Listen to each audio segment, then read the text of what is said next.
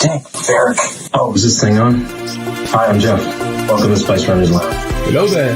This is General Kenobi. Hey, this is David from Black Spire Broadcast. Hey, I'm Todd Freeman, also known as Toad. Hey guys, Appleton for Collectibles here.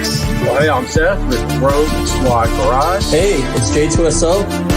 Hi, I am Mark. Welcome to the Space Runners Lounge. This is Joel Hossie at Hossie Customs. Hi, I'm Jason.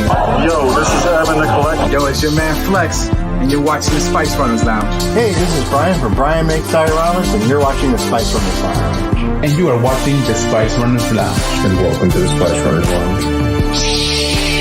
Welcome to Spice Runners Lounge. And welcome to the Spice Runners Lounge. Welcome to the Spice Runners Lounge. And you're watching Spice Runners Lounge. Welcome to Spice Runners Lounge. And welcome to the Spice Runners Lounge. Welcome to Spice Runners Lounge. Join me and together we can rule the galaxy. And welcome to the Spice Runners Lounge.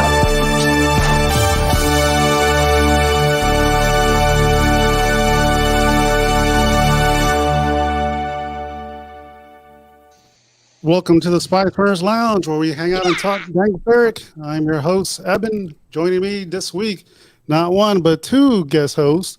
We have Hector from Imperial Walker. Welcome back, Hector. Thank you so much. Thank you, Evan. Everybody, thank you for having me back. I'm really excited to be here. Awesome. Yeah, can't wait to hear about your stories, about your recent signings and some future projects. Marcia. Marcia. And then also joining us is Mr. David Boudreau. Welcome back. Hello there, guys. Yeah. Thanks for being here tonight. We also have Jeff, the Star Wars Addict 77. Glad to be here. Glad to be Just home. get off an airplane. Yeah, glad you made it home safe. Yep. Yes, Yep. me too. Welcome back, J2SO. Hello, everybody.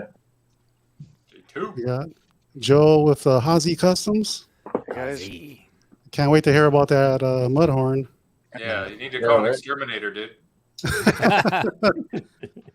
You got Scotty Keys, aka Scott Berry. Welcome back.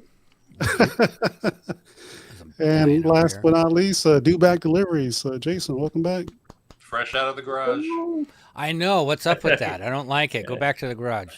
You made it out. Oh, it's Finally raining. get the stream in the man cave. Yeah. All right, Hector, go ahead.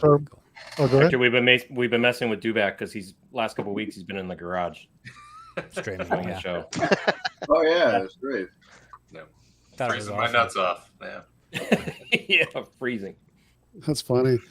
All right, let's say what's up to our buddies that are in the chat. We have Santino, Darth Kenobi. He says, "Sup, guys? Tonight's a mojito night." Oh, nice. You got Todd Freeman. Hey, Todd. Not Already even been see drinking? that.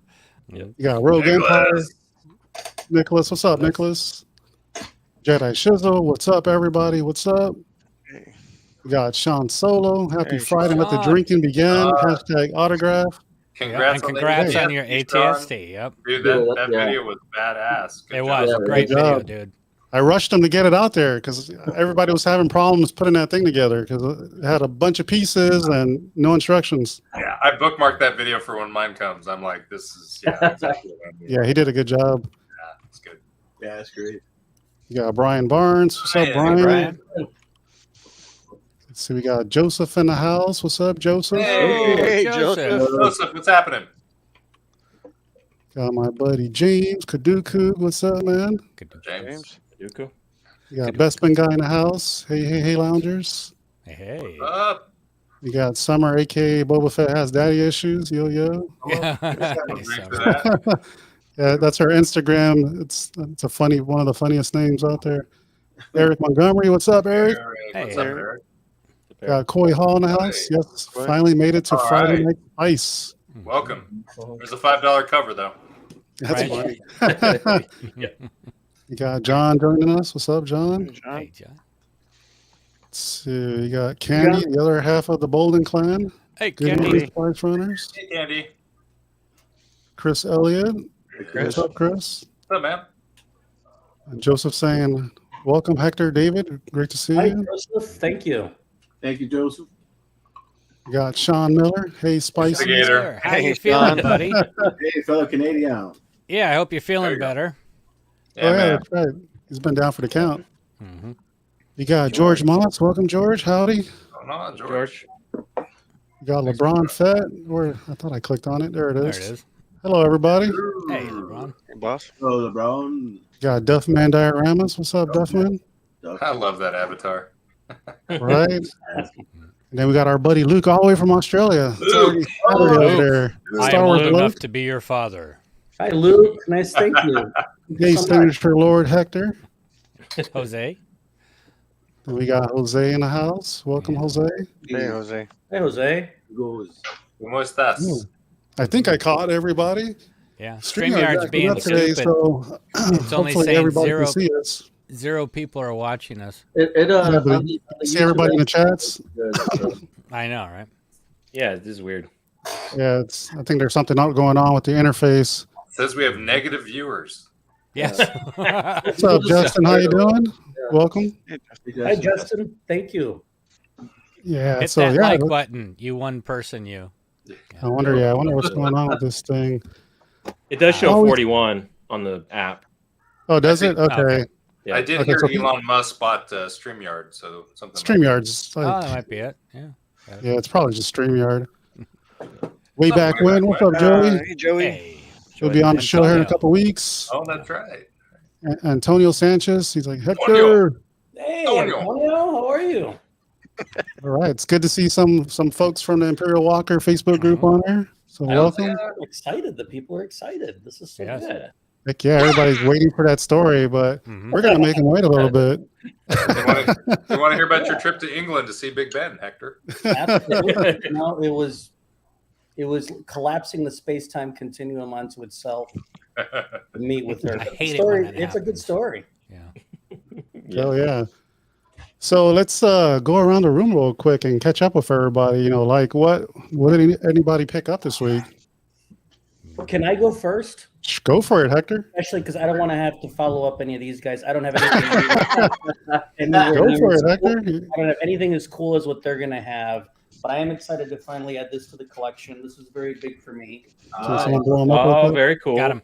A red 5 Yes. helmet. Is that the Black Series? I'm not going to put it on because I have an enormous head. It does not look right on me, but I'm just glad to have it on the shelf. That's great. Yeah. Nice. Looks good. I have one of those myself. Have it. So I wanted to share because I know you guys are going to bust out like these ultra super, Oh, man. super cool dioramas. Is that the Black Series one, Hector? This is a Galaxy's Edge. Galaxy's Edge. Okay. Yeah. Looks great. Yeah. Looks Looks awesome. good, man. Pretty good, you know. Very good. I'm fine you- with those helmets. I got like 4 of them. Hector, I really if like you it. had that, Is that a comparison to the Black Series? Pretty I'd close. say it's really. pretty close. Yeah. It's pretty close. really Yeah. close. Very cool. Well, thank Hector, if you had that for the Marcia signing, would you have done it? Yeah. Would you have worn it the entire time? Well, no, because I would have loved to, but my head is enormous. It just doesn't look right. I'd have to have like a 1.5x scale. So basically, you would have been like this the whole time. Just go get this sign right Yeah. here. Actually, it doesn't even. I mean, me shaving the beard reveals just how much real estate I'm dealing with. Real estate. So this is a lot of acreage to cover, and this helmet doesn't come down. I grow it on my I face because I shaved can't the grow face, it. Yeah. Popping in. Thank you for letting me go. Mm-hmm. That's Absolutely. awesome. You got more than I do this week. Yeah. Same here. Yeah, let me switch to my phone real quick. So while I'm doing Here that, we go. Here we go. David, do you want to go next, David? I know you got something cool right behind you. I haven't really Hey, gotten Kelly. in the last couple of weeks. I got this in a couple of days ago from Germany. It was a kit that I started to paint. That is badass. And I have to do a lot of work on the back and do the leather work and stuff. So, David, how did it arrive? Was it unpainted? when it Yeah, arrived? it's completely. It's all resin. It's all resin, and there's a few metal pieces, but the eyes I had to insert the eyes, and then there's some other greeblies that I have to attach after I finish painting it. But it's a lot of fun. The character, that character is what? No tubes? Yeah, no tubes. This is no tubes right now, and it'll be soon tubes. But I can't remember the names of the characters. But a friend of mine, Nate, is going to do the tubes for me, and then but I'll hopefully finish it off in the next couple of weeks or so. Yeah. Cool. The proportions on it are great. Just everything's sized really well. What's that? The proportions on it look really good. Oh yeah, it's a really nice sculpt. It's not completely accurate, but I mean it's really, I mean, it caught my eye. So if it caught my eye and I was willing to buy it, then yeah, it's a nice piece. I love it. Mm-hmm. And I also got the Tom Spina's reuse. Oh, you got the yeast reuse. Oh, I can see it. I see it on shelf. Yeah, it's in the back. Oh yeah. We're there. You got it. So do you say Rees or do we go Rees? Rees. Rees. Oh wow.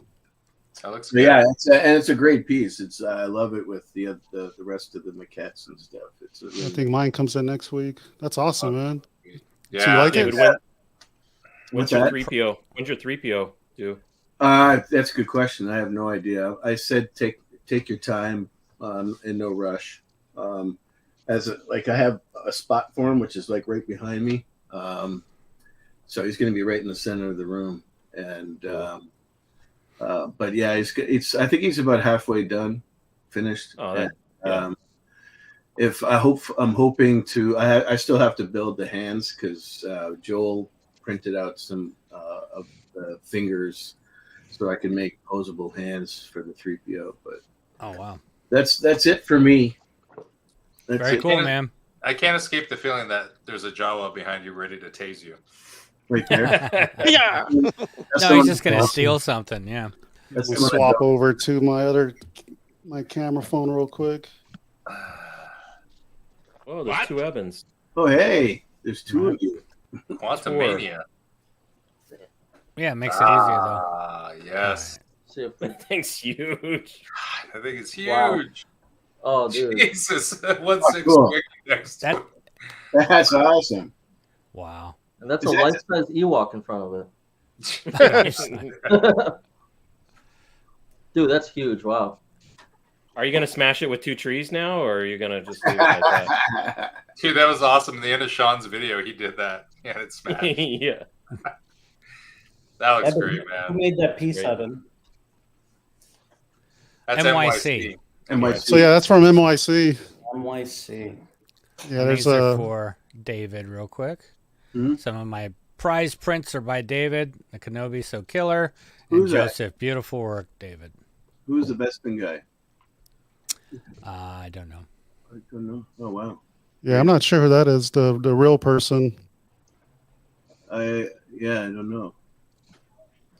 Right. But thank you. Doing my buddy video with the ATST. That thing's too heavy, man. You're bringing him around, yeah. It's freaking heavy. Drag that to the park. Like the box was like an awkward size, and it was just heavy the way they packed it. Yep. And the base alone was the base was probably like 40 or 50 pounds. Jeez. Yeah, that sucker was heavy. I was like, man, I know I'm not out of shape. Evan, is that the bigger one? Is that the bigger one that you got? It is. Yeah. Oh, Best man guy is Trent. What's up, Trent? Oh, Trent. Oh, Trent. Okay. Awesome. Thank you, Trent. Appreciate that. Nice. Evan, how tall is the ATST? It's close to 20 inches.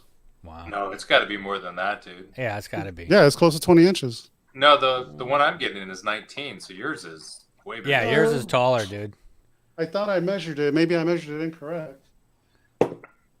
Yeah, I thought you you did. got my measuring. You got to measure from the base. You got to measure from the base. So it's got Right. Oh, I did measure from the base. Right up against the base. You got to push that in. And, Always. Exactly. right the Always right up shaft. against it. I like how you asked took me, me a right, minute. Scott? I'm like, So I with knew the base exactly is what you're talking about. 25. I knew who would pick up on that. 25. Right away. There we go. 25. Yeah. Well, Okay. it's like we kind of go back to what happened to J2SO a few weeks back, right? Where they cut the bush. They did. Well, Too much bush. It all comes back. It all. You know what? We didn't even think of a word. Oh, wow. Base. Kenobi's Darth Kenobi Santino's already calling us out. Yeah. John said autograph. How about Joel? I'm with you. I was thinking autograph. Yeah, let's just do autograph. Make it so. Autograph. Word of the night. Please, for the love of God, no. Please, no. Well, Hector, it's better than last week where there were 3 words.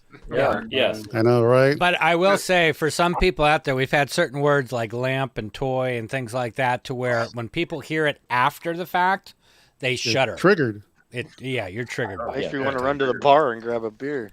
I use that word because that literally renders me mute for my entire story.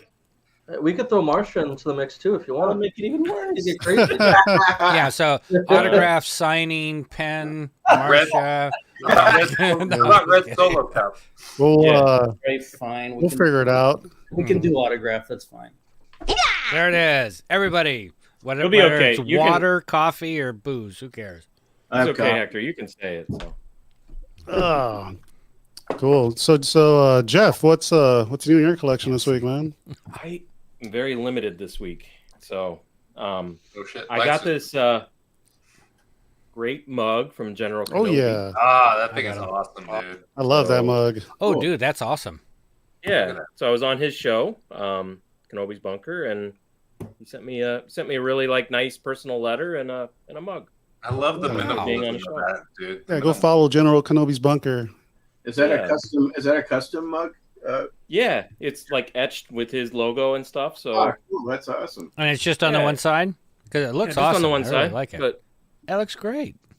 Yeah. Very cool. GKB. I thought it was a really nice touch, So people come on his show and he sends them a mug and a little letter and a patch. What's up, Brett? What's up, Brett? Hey, Brett. What's up, Marcel? That's a class act right there. That's a class act, Jeff. That's a class act. Marcel. Hi, Marcel. No, that's it for me. Other than I moved Grievous to the top shelf. So, dude, that whole area. I don't know if you had that last week or not, but that looks fantastic. Man. Yeah, section looks good. Yeah. So they're all up there now. All the ones that I got so far, and then some are coming out of the front or the back here. So, well, it's kind of funny, right? Still takes the cake. Yeah, well, but Massage Ventures. You want to do wall-to-wall bestas, right? It sounds good in theory, and it didn't look good, but this just adds some variation to the display that just makes it. I like the lights. Yeah, man. Yeah, I put a strip light up there. What I can do is so depending on which statue is where, I can actually change the light behind them because it goes in sections. That's awesome. Oh, that's cool. You can do that with one strip light? Yeah, so the Go V. Man, that's cool. If you do RGBIC, you can actually assign each section of the LED. Each section. You lost me at a low. Yeah. Or you can do special effects with it. It does laser shows and stuff. Oh man, that looks awesome. Dude, that's cool, man. We're gonna have to talk offline about that. I didn't even realize that until you said that right now because you got the blue, with the Jedi, and the pink. I can do green, blue, all the colors of the rainbow. It was like 6. The strip, I think, it's a 10-foot section. I know you just came back from San Francisco, but don't be strip. Talking about Skittles. He loves Skittles. Everybody's welcome. Yeah, it was like $60 for the lights. That's not bad. That's pretty cool, especially for something that you can customize like that. Man, that's cheap, Well, man. and they last forever, right? I mean, those things. I mean, you're good. Yeah. So all up and running. So that's it. That's all I got this week. JT, that hat on that Ewok, dude. I know. Is that something new this week? No, this is that hat you grabbed me, Evan. Oh.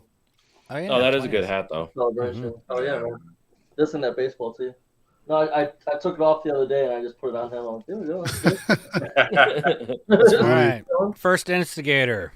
It's great with the autograph. Always count on Santino. Oh man. All right, Jason, what do you got this week?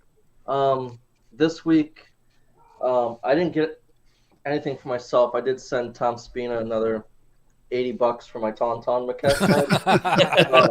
Because like it's not bad. Like paying it I'm not going to give him 500 at once. So I'm like, pay it out, in increments, and it's great until it's like, hey, you owe Tom $80, and I'm like, it's funny. I was actually on the phone with him Wednesday when I got the notification. I was like, hey, I just sent you $80. He's like, oh, of course, I'll keep the lights on here. So I'm like, but I did get this from Jeff.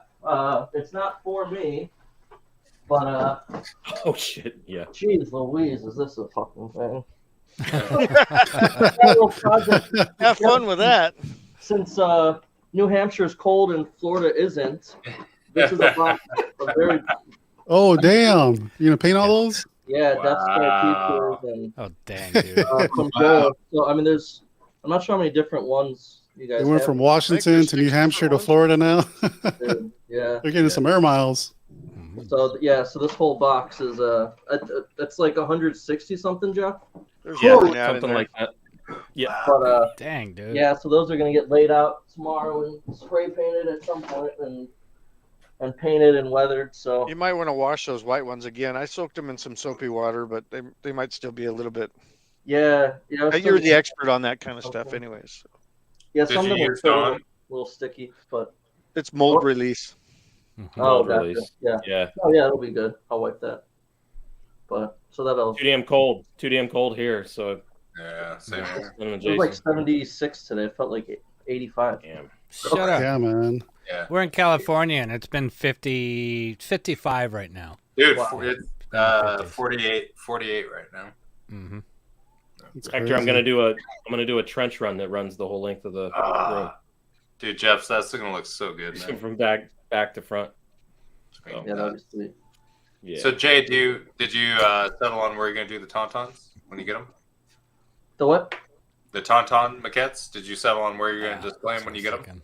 Yeah, I'm just gonna put them in the Detolf with the Gentle Giant. If you guys can see it. Number 2. This guy.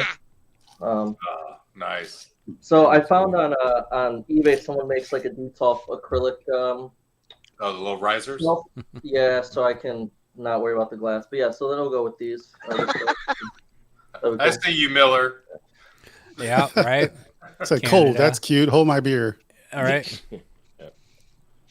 Jason, did you just get the heads or did you get the Tauntaun maquette? I got the heads. Oh, just the heads. Okay. Yeah, for 4 of them for that price, I was like, ooh, I can't pass that up. Yeah, that was a good all price. All the other ones sold out so quick. That Reese sold out what, like a day, 2 days maybe. Yeah, missed that one. Yeah. Sold out quick. Say He's already shipping. That's fast. Yeah, that's cool. That's cool. People got it already. I think I know. It just depends on the character, right? It's like that one. I think the Bib Fortuna when it goes up, that one's gonna go fast too. Mm-hmm. But not with me. Yeah, and they just announced Nicholas's favorite, the Grogu concept. So I think all of us need to get him one, so he's surrounded by them. That's funny. So you got anything you want to share, Scott, this week? We'll leave. Joel for last. I didn't get anything or pick anything up, but I did, however, pay the shipping on the Merlin model at. Nice. Nice. So guess how much shipping is on that? $100.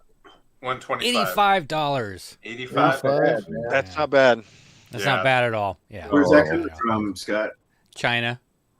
Probably. Oh, you're not gonna that's get not it then. bad. No.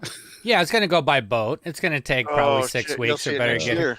I'm fine, dude. I'm fine. I've already been waiting 9 months. What's another month and a half or 2 months? Or I could have it air freighted for $220. No, thank you. $85. I can wait. I got other things I got to do. So, but I'm troops happy. to Taiwan. Yeah, China's but gonna get blocked. Yeah, but the thing is that I'm stoked that Ethan was able to get the shipping down for everybody and keep his word with what he was trying to do. So my That's hats awesome. off to you for doing that. It will show up when it shows up, you know. Oh, that's cool, man. So yeah, when you get that thing, are you going to give us progress when you're building it, or Yeah. Yeah. Can't wait. That's gonna be awesome, man. I mean, I'm still working on that progress pics. That Falcon that I got going on, which I'm getting really close to paint, but it's been so stinking cold, I can't do it. I'm gonna have to ship it to J2SO. Yeah, there you go. I paint whether it's cold or not. I don't give a shit.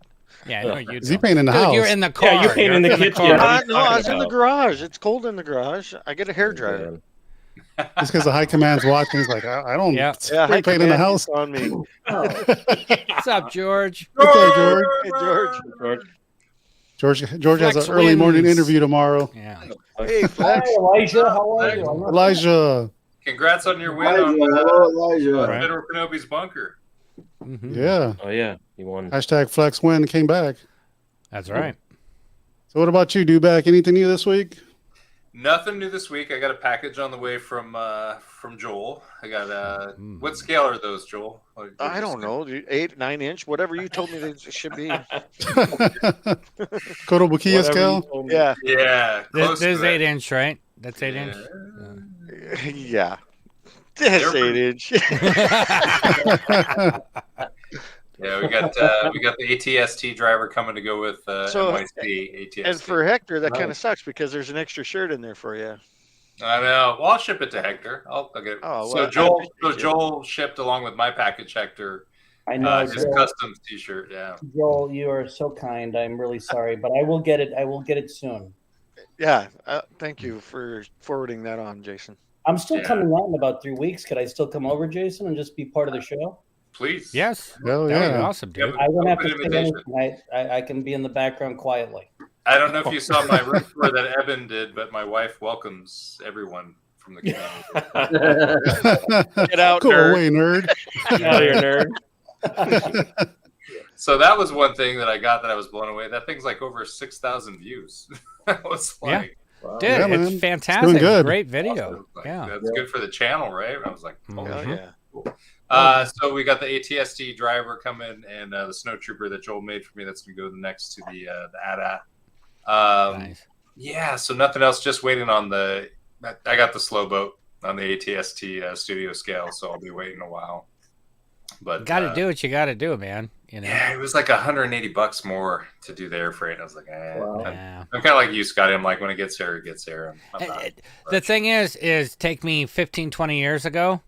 I need it now. Got to have it now. I'll pay the extra money. I want it now. And then it's like, as we watch the economy do this and all through the years and everything else, you learn how to wait. You're like, no, I'll save that money. I'll do something else with it. You know? Yeah. You'll have to change the address to go to Florida soon. Right. You can't move until you get it, man. That's right. You got to wait till it gets here. But I thought it was interesting. Michael had put on the group this week that it's not, unusual to have your UPS tracking be blank, because I was doing the same thing every day. I'm checking because I got the notice that it was shipping. And I'm waiting to see, label created. No, it's because it's got to get here first. Then they create the label on it. But It goes into a black hole for 2 months. Yeah. right. And then the other one, I was having back and forth with the rep at Gentle Giant over the last week. It's very friendly and respectful, but I was a little, upfront about the fact that I think it's kind of lame that on the site they've got that Macquarie Concept Premier statue listed as display. Because to me, and I'm in communications, when you have display, it's ready to buy and display. And to them, that means, no, it's part of the Premier Guild and you can buy it. It's not part of the regular purchase, group outside. And I'm like, yeah, that's not intuitive. Nobody's going to know what that means. If you're trying to get people to buy into the Premier Guild, you need to be a little more explicit that the product's not ready and available, because they don't even have a ship date on it. So I know, right? And it's already 2023. It's like, come on, man. I know. So it's like, we've seen the production sample on it. So I'm just like, okay, so when are you guys going to ship this thing? He's like, yeah, we don't have a date yet. And I'm like, okay, it's cool. I said, I love you guys. You guys are communicative. Just sharing my feedback that when you put something display on the site, that to me sounds like in stock, ready to go. Yeah. So that was it. No, man. So I'm excited to get Joel's pieces and the shirt, and it's good stuff. Of course, Joel. All right. Look at that. Start Yeah, with the small Joel. stuff. Look at that. Look at that beast behind him. So I don't know. I kind of threw this together. Oh, that thing I is just dope, dude. kind of That's three tubes. Look at that, man. It's badass. Hey Scott, you see Nicholas in the chat? Done. No. All right. That's awesome, Joel. I love Yeah, the paint yeah, job I on do. that thing. Yeah, I'm dying here. Hold on. All right. There I it is. tried something new with this one because the arm always shows up broken. So I went magnetic because it hangs out like that, you know. Dude, that's cool though. Dude, I that's want so magnetic cool. arms. That's a That'd be beautiful cool. You can design. hang them up at night. Yeah. Well, before you go to can sleep. pose it differently too. Yeah. That's awesome. Yeah, it's You kind of. dance, dude. Yeah, that's And cool. I'm going to keep a PC, so it's up to Elijah to look underneath that skirt. As a surprise. And then I found this. Jeff's been asking me for a while for him. Oh yes. Oh yeah. Yeah, on the file. cool. Is that the one you were painting in the car? I was. Holy Hi, crap! Hi dude. Command is so cool with me. She lets me paint in the car. God. The driver of the Honda Civic that he rear-ended wasn't cool. You know? And then this is the first version of the sideshow. Dude. Wow. I did a repaint on him. Yeah, I like that, Joel. That's really great, dude. Dude, Joel, until you did that, I didn't realize how shitty that paint job was on the original. Yeah, Yeah, it was right? pretty well yellow, and his eyes. Yeah, right. You know, I tried to match the eyes with the. That's the only thing I like on the second version is his eyes. It looks nice on camera. Dude, that is And I great. added slime to his mouth and everything. It's pretty nice. Looks great, dude. Yeah, that was awesome, man. Joeled it up. Totally. Alright, and for the main course. Okay, this isn't fair. Can I just protest because you were supposed to be working on a head mount for my wall, and you I've ended got up it building printed. the I've got it entire thing printed. first. Well, I couldn't handle myself, and I had to put Mando on it because that's how I felt it should have been. Yeah. That thing's amazing, man. That's cool. I like the slime, like the drool coming out of his mouth. It's cool. Yeah, man. And the eyes, you really got the eyes. Oh, Oh, come on. What? dude, you got to get a servo in that thing so it just moves. Oh, Wouldn't that be cool? yes. Yeah. All right, I got to figure that shit out. I'm not that very good at it. That's it for me. Yeah, but you know Well, how hold on. Joel is. He gets an idea going. He's got to flesh it out, and he fleshes it out. I He am doesn't prototyping the helmet. Uh-oh. What are we doing? Wow. That's cool. Oh, that's Oh, wow. Right there.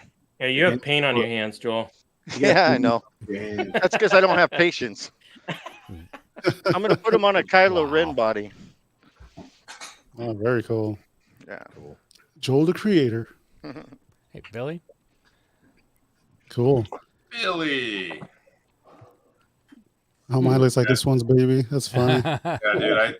Selfishly, I can't wait till I get the trophy wall piece for that. That's gonna look so awesome. Mm-hmm. Yeah, That's I freaking started cool, painting man. the Rancor head, and that head is actually this Mudhorn head is actually bigger than that Rancor head. That's Wow. Wow. Wow. That'll probably be the biggest piece on your wall. It You have it's to kind of rearrange dwarfs your Bantha too. awesome. Yeah, man. No. Look at the Stop, love from Grogu. Nicholas. All that Stop it. love. Stop I'm telling it. you, Leave Grogu alone. How many We're all beers have going to you buy drank, you a Nicholas? Grogu. Right, you're going to be surrounded by him. Billy. Billy. What's up, Billy? What's up, dude? Ah, so that's all good stuff. Everybody has some good pickups this week. And just so So people know, Joel has a day job as well. I do. Yeah, he paints during his day job. Mm-hmm. Yeah. On breaks. On breaks, yeah. That's incredible, funny. man. Joel sitting in the stall. What are you doing? I'll be out in a minute. God, what the hell's that smell? Paint? So let's do some story time with Hector. Yeah. I think we're all right. ready to hear what happened last week Sean's back. at the imaginary Skywalker Ranch. Marsha. This Which is awesome. You know, every time, this is the second time I've come on, then I have to follow you guys. I'm so self-conscious. I mean, This is Joel, better. This is better, dude. I paid shipping. Other people got little things. You got Marcia Lucas, and Yeah. Hell and yes. by that You're one going on picture, location to meet icons. I don't and hold that the one handle to your picture, stuff. it looks like you got some. So right on, man. Yeah, Facebook group only content. Look like a Match.com ad, but you know. Right? That was awesome. Nice. Well, you know, this is a story that doesn't begin last week, and the last weekend was just the tip of a 10-year-old iceberg. It really did start over a decade ago. I was a newbie in the signing hobby. I can't see. I'm limited with the words I can use. And I remember the conversation at the time. I knew who she was, but it didn't register to me that she was purposely in hiding. I didn't know that. And as I got to know more and more about the behind the scenes world, I discovered that she, after she and George Lucas separated in 1983, that she took her settlement and purposely dropped out, not just of, kind of public, the public domain, but she purposely went off grid completely. She wanted to not be found. She wanted to not be seen. She didn't want to. She left the industry too. She didn't just. She. The last film she edited was Return of the Jedi. That's how long she's been gone. 40 years, and she surfaced again in 2017. I'm jumping ahead too far. Anyway, when I found out about her, I just, for some reason, and I heard about rare names before. When I started in this hobby, Ian McDermott had never signed, signatures. Nice. Other people, Dennis Lawson, who played Wedge, had never signed. So there were a lot of people in the hobby that hadn't come up and put their ink on paper. So, but for some reason, I fixated on her as kind of like my white whale. I don't know why. I think it was just the fact that on top of not wanting to sign, no one even knew where she was. I remember reading an article about her probably eight or 9 years ago. Someone in the San Francisco Chronicle wrote an article. He had tried to find her, couldn't find her, had just seen some records about real estate, because that's the one thing she's done with her money is buy real estate, a lot of properties. And so, those are matters of public record. That's how he found her, using her maiden name. But that was the only inkling of where, she had, left a digital footprint somewhere. Otherwise, no one knew where she was. And she finally appeared in 2017. I was at the event where she surfaced. It was the 40th anniversary celebration for ILM and Star Wars at 3210 Studios. I was there, and Marcia was there, and I introduced myself and I said hello, and I mentioned it to her, and I'm sure it went in one ear out the other, but that was the first initial contact. And ever since, it's been kind of a 6-year game. And 2 years later, she agreed to sign, but that one went south for a lot of different reasons. And now it's been 4 years to finally have this happen. And she said yes to this signing back in early September. And it took up until last weekend to finally get her to sit down for, long enough to do this. Just getting from September to here has been an odyssey. And I'll really quick, I'll tell you the story. The signing was last Friday. I had a flight out on Thursday night. My plane was supposed to leave Chicago at 6 p.m. and it was delayed 4 hours because of weather. And I'm sweating because if I miss this, if I miss this appointment with her, then it's over. After all this time, and the plane's not moving. They're de-icing it. Then just when we're about to take off, they said, "Oh, this is the pilot speaking. There's something wrong with our nose here. We're gonna have to bring some mechanics on board." I'm like, God damn. When a plane is stuck, when they take you off that plane, you're like, it's over. We're not getting back on. Please stay by the gate. We'll give you an update. And I'm like, we're doomed. This is over. The pilot is as clumsy as he is stupid. That's right. Yeah. I'm talking to the pilot. I'm talking to the flight attendants. I'm asking everything. Are we going to take off? Half of them say yes. Half of them say no. Some of them want them. Some of them wanted to take off because they want to go back home. Others don't care. Then I asked them, "Are you in danger of timing out?" Because the crew are on like 8-hour shifts. Are you guys going to time out? Is that another thing? And no, we're not in danger of that. Finally, 6 hours delayed, we took off. Oh man. I was on 3 hours of sleep for the signing itself, but thankfully it happened. It finally happened. But that's just a culmination. Oh, by the way, the signing itself, she rescheduled 7 times over the last month. Wow. So $3,500. I'm giving you guys the signing by numbers. So 7 postponements. Of those 7 postponements, 4 different cities. Wow. And there were fare differences and change fees across those 7 that amounted to $3,500. It came out of her payment though, so she paid for it. So it was just it was just nerve wracking. It's something that I don't wish on anybody to have to be carrying that anxiety, holding all these very priceless items that are sent to me for the signing. But then finally I was there and I saw her and it was, oh my God, it's finally gonna happen. I met with her in parts unknown at her beautiful estate. Gorgeous. It's on like what the equivalent of 2 city lots. It's 2 city blocks, not lots, blocks. Holy moly. So you go through a gate, and then I drive what felt like a quarter of a mile up to what's like an hacienda. And then there's another gate, an interior gate that I had to press. I go over a bridge, and then I'm there. It's this gorgeous, finally appointed property. It's not her main residence. What's interesting about once we were inside is that there were very few indicators that she lives there. There weren't like family photos or things like that. Mm-hmm. There weren't any mementos. It was incredibly gorgeously designed and decorated inside, you could tell. But it looks like nobody lives there, which was interesting, except for the art. She said the art that was hanging on the walls, she picked it, and she's curated it over the years. I know you guys are really excited to talk about Marcia Lucas. Well, again, it sounds like she's not there that much. She just kind of comes in and stays for a little while, and I think she bounces around. Yeah, you know what I mean. And she's kind of like, it seems to me like the hostess of her family. She organizes like we're gonna spend Christmas at the mountain house. We're gonna spend Christmas at the desert house. That kind of thing. Yeah, that kind of person. I know you guys everyone's tuning in for her decorating skills. That's why we're here. But I wanted to I wanted to paint the picture for you guys. Hector, I guess I didn't realize 4 I cities. just felt like I was entering this really rare, very rare space. You know what I mean? Very intimate space.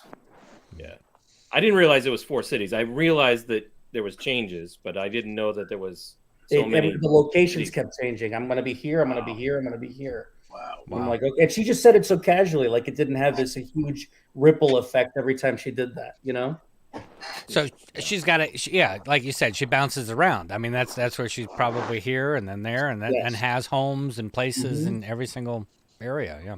And she has a daughter, Amanda, who she shares with George. And Amanda had a baby about 9-10 months ago, which kept pushing my date with her off and off because she's like, oh, we're going to do this with the baby. We're going to do that with the baby. Yeah, I did, Sean. I did. I got 300 Marcia autographs. There it is again. There it is again. Yeah, I will say it proudly. This is the Mount Everest of autographs. It's not because I did it. This is the culmination of, I think, for the entire hobby for signatures and especially behind the scenes. I don't think 7 years, several changes. Yeah, dude, this is huge. This is the pinnacle. Absolutely. And she was very, she turned out to be she's obviously a very savvy woman, but very astute with regards to signatures themselves. And I'm using that word just to avoid the secret one. She's very aware of how in demand her signature is. And she was like, I can't believe I'm signing this many, but I will. Because you guys are paying me a lot of money, and we were. So she did it, and I think a testament to her is every single signature was gorgeous and well thought out, and the placement was perfect. There wasn't a single smudge. It's spectacular. Well, it also seemed like, and I apologize for interrupting, but with a couple of the videos that were shown, it looked like she was enjoying it. She was enjoying talking to you and going through it and telling the stories and getting that kind of interaction that she probably hasn't had. I mean, Icons obviously did the interview with her, which was fantastic, but probably doesn't get much of that, really. I don't think so. And I don't know. that interview was really good, and it obviously brings her to the surface. But because this wasn't going to be a documentary. I think she was a little more relaxed. Yeah. So she got a little bit candid with me and told me some surprising things, some of which I'll share here. But I think one thing that really came away for me was all of us in the fan community have kind of mythologized her over the last 40 years. This person who was in George Lucas's life. They divorced her in the production of Return of the Jedi. And then, she disappeared off the face of the earth. And we've kind of turned her into this almost a myth, that she's this larger than life person. Yeah. And what I got away, I certainly went in with that lens of I'm meeting the icon. And the stories she told were ultimately really human and really relatable. I always thought, people would say, oh, George wrote her out of history. And I always thought that was a very kind of grade school perspective. I thought there had to be more shades of gray and adult complexity involved. And what I learned is no, it really was that simple. It was that basic. And it wasn't because of professional pettiness, but because George Lucas's heart was broken. It was broken. And it wasn't that he wanted to write her out because he didn't want to give her credit. It was because he didn't want to be reminded of her and his pain. Right. That's all, Yeah. Can I ask? That makes sense. I will confess here. I was married before and I was cheated on, and that marriage ended because of heartbreak. I got rid of all the reminders of that person, myself. Scorched earth. Scorched earth. Absolutely. Yeah. Hey, Hector, did you have flashbacks of the Phil signing when she would pause too long with the pen? Dry out the pen. Because during your short videos, I was like, wow. I'm like, I can't wait for him to take the pen away from her. Let me do some show and tell. Yeah. So my job to get there is one, to get her to sign everything, but it's also to keep her engaged and not. It can get boring if all she's doing is signing. I ask her questions at appropriate times. It gives her a chance to take a break. But most of these artists don't know that a marker, the nib, is going to dry out after a certain point. And invariably, they will tell the story with the uncapped marker in their hand, and they're doing this, and they're doing this, and she's doing this.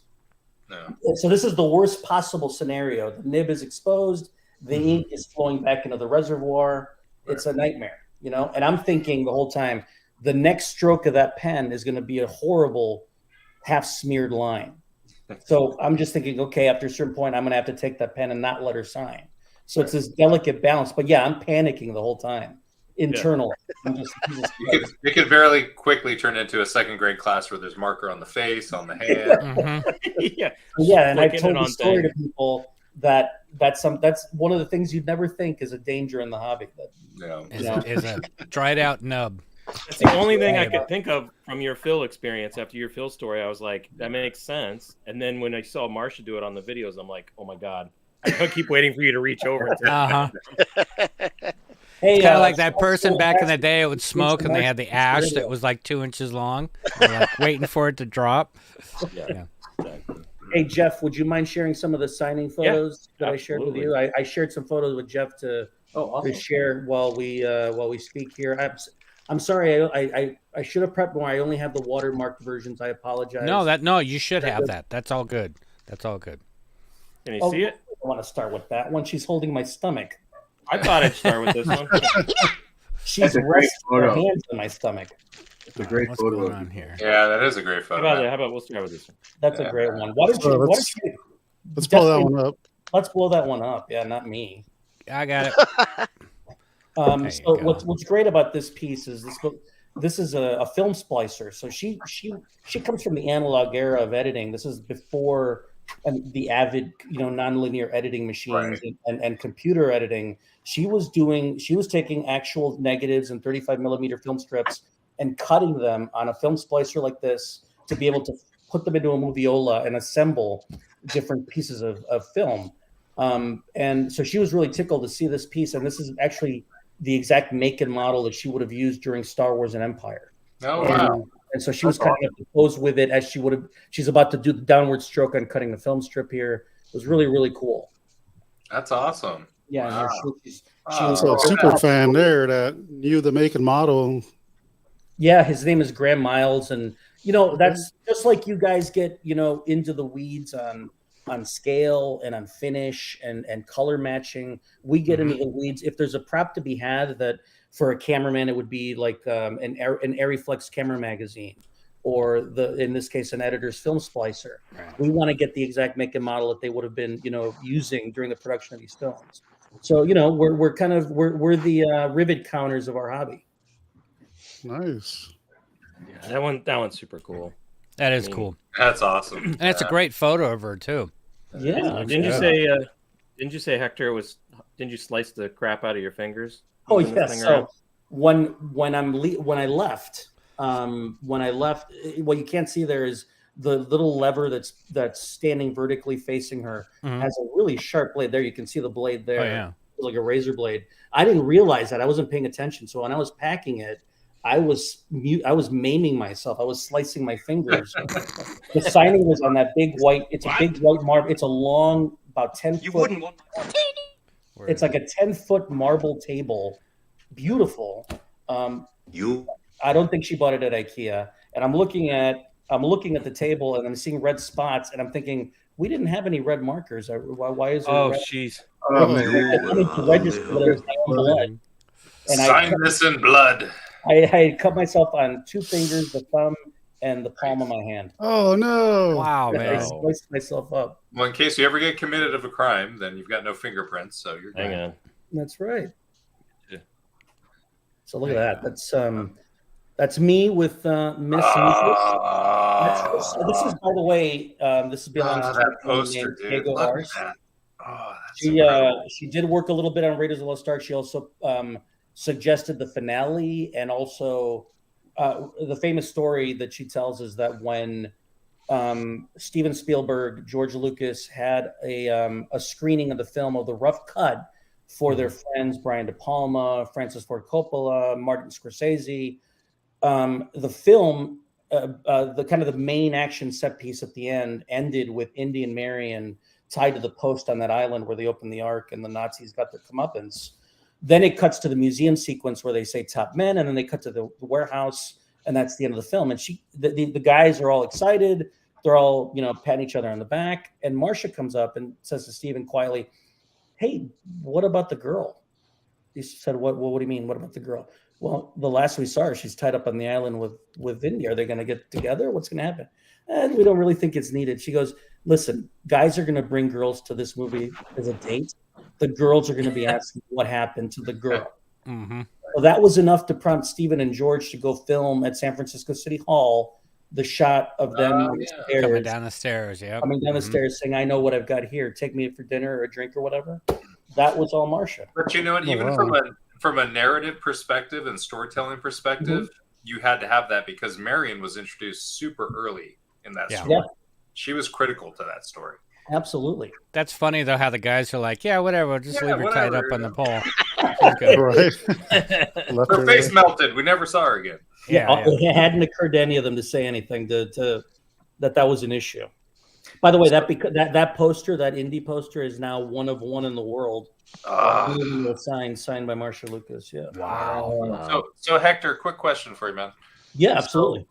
I don't feel like in my history with Star Wars, I knew how significant Marcia's contribution was. The original trilogy franchise. So when did you become aware of her contribution and her significance? It was certainly not, and I'm not surprised that you weren't, because that was the result of her being removed from all the official narrative of the making of Star Wars.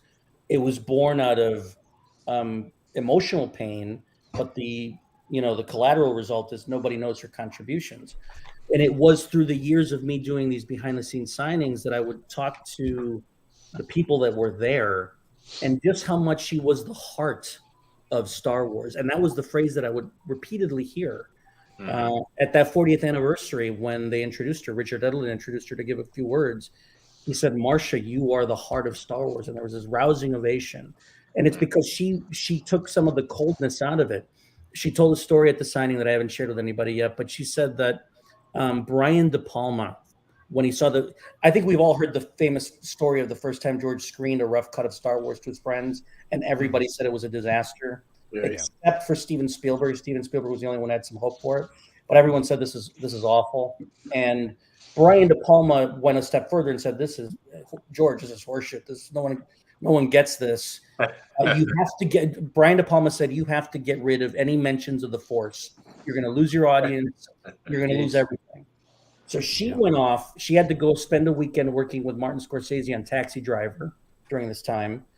And during that weekend, Paul Hirsch, who was another editor on the film and who was Brian De Palma's editor, he took all mentions of the Force out of the film. Every mention of the Force. Wow. Gone. There was nothing left. And she came back and she said, "I had a shit fit." She went to George and said, "Are you nuts? You have to put this back in." So she put George in a tough spot. Do I listen to my buddies, right? Brian De Palma, who is a major feature film director, or my wife, the editor? Right. And George made the right call. He listened to Marcia and put it back in. Hell yeah. That's probably said more than anything else. May the Force be with you. As far as fans and everything, imagine that being gone. Yeah, well, the spirituality, the thing that differentiates Star Wars, that aspect of magic. It's the magic in the film. Removing that kills it.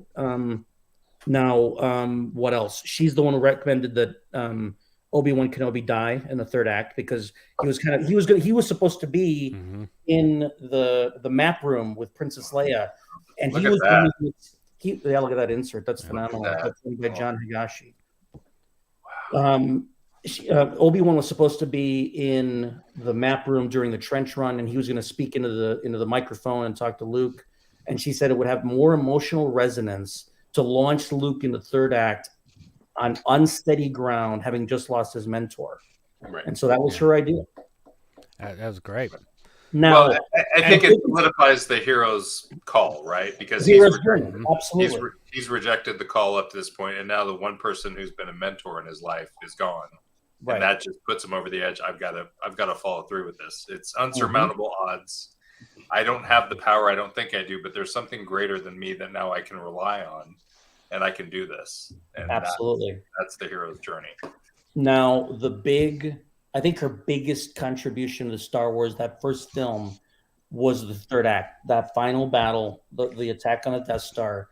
In the original script, the idea was the rebels go attack the Death Star, which is great. That's compelling. That's cool. But there was no additional sense of urgency. She goes, what if we add a ticking time clock to this sequence?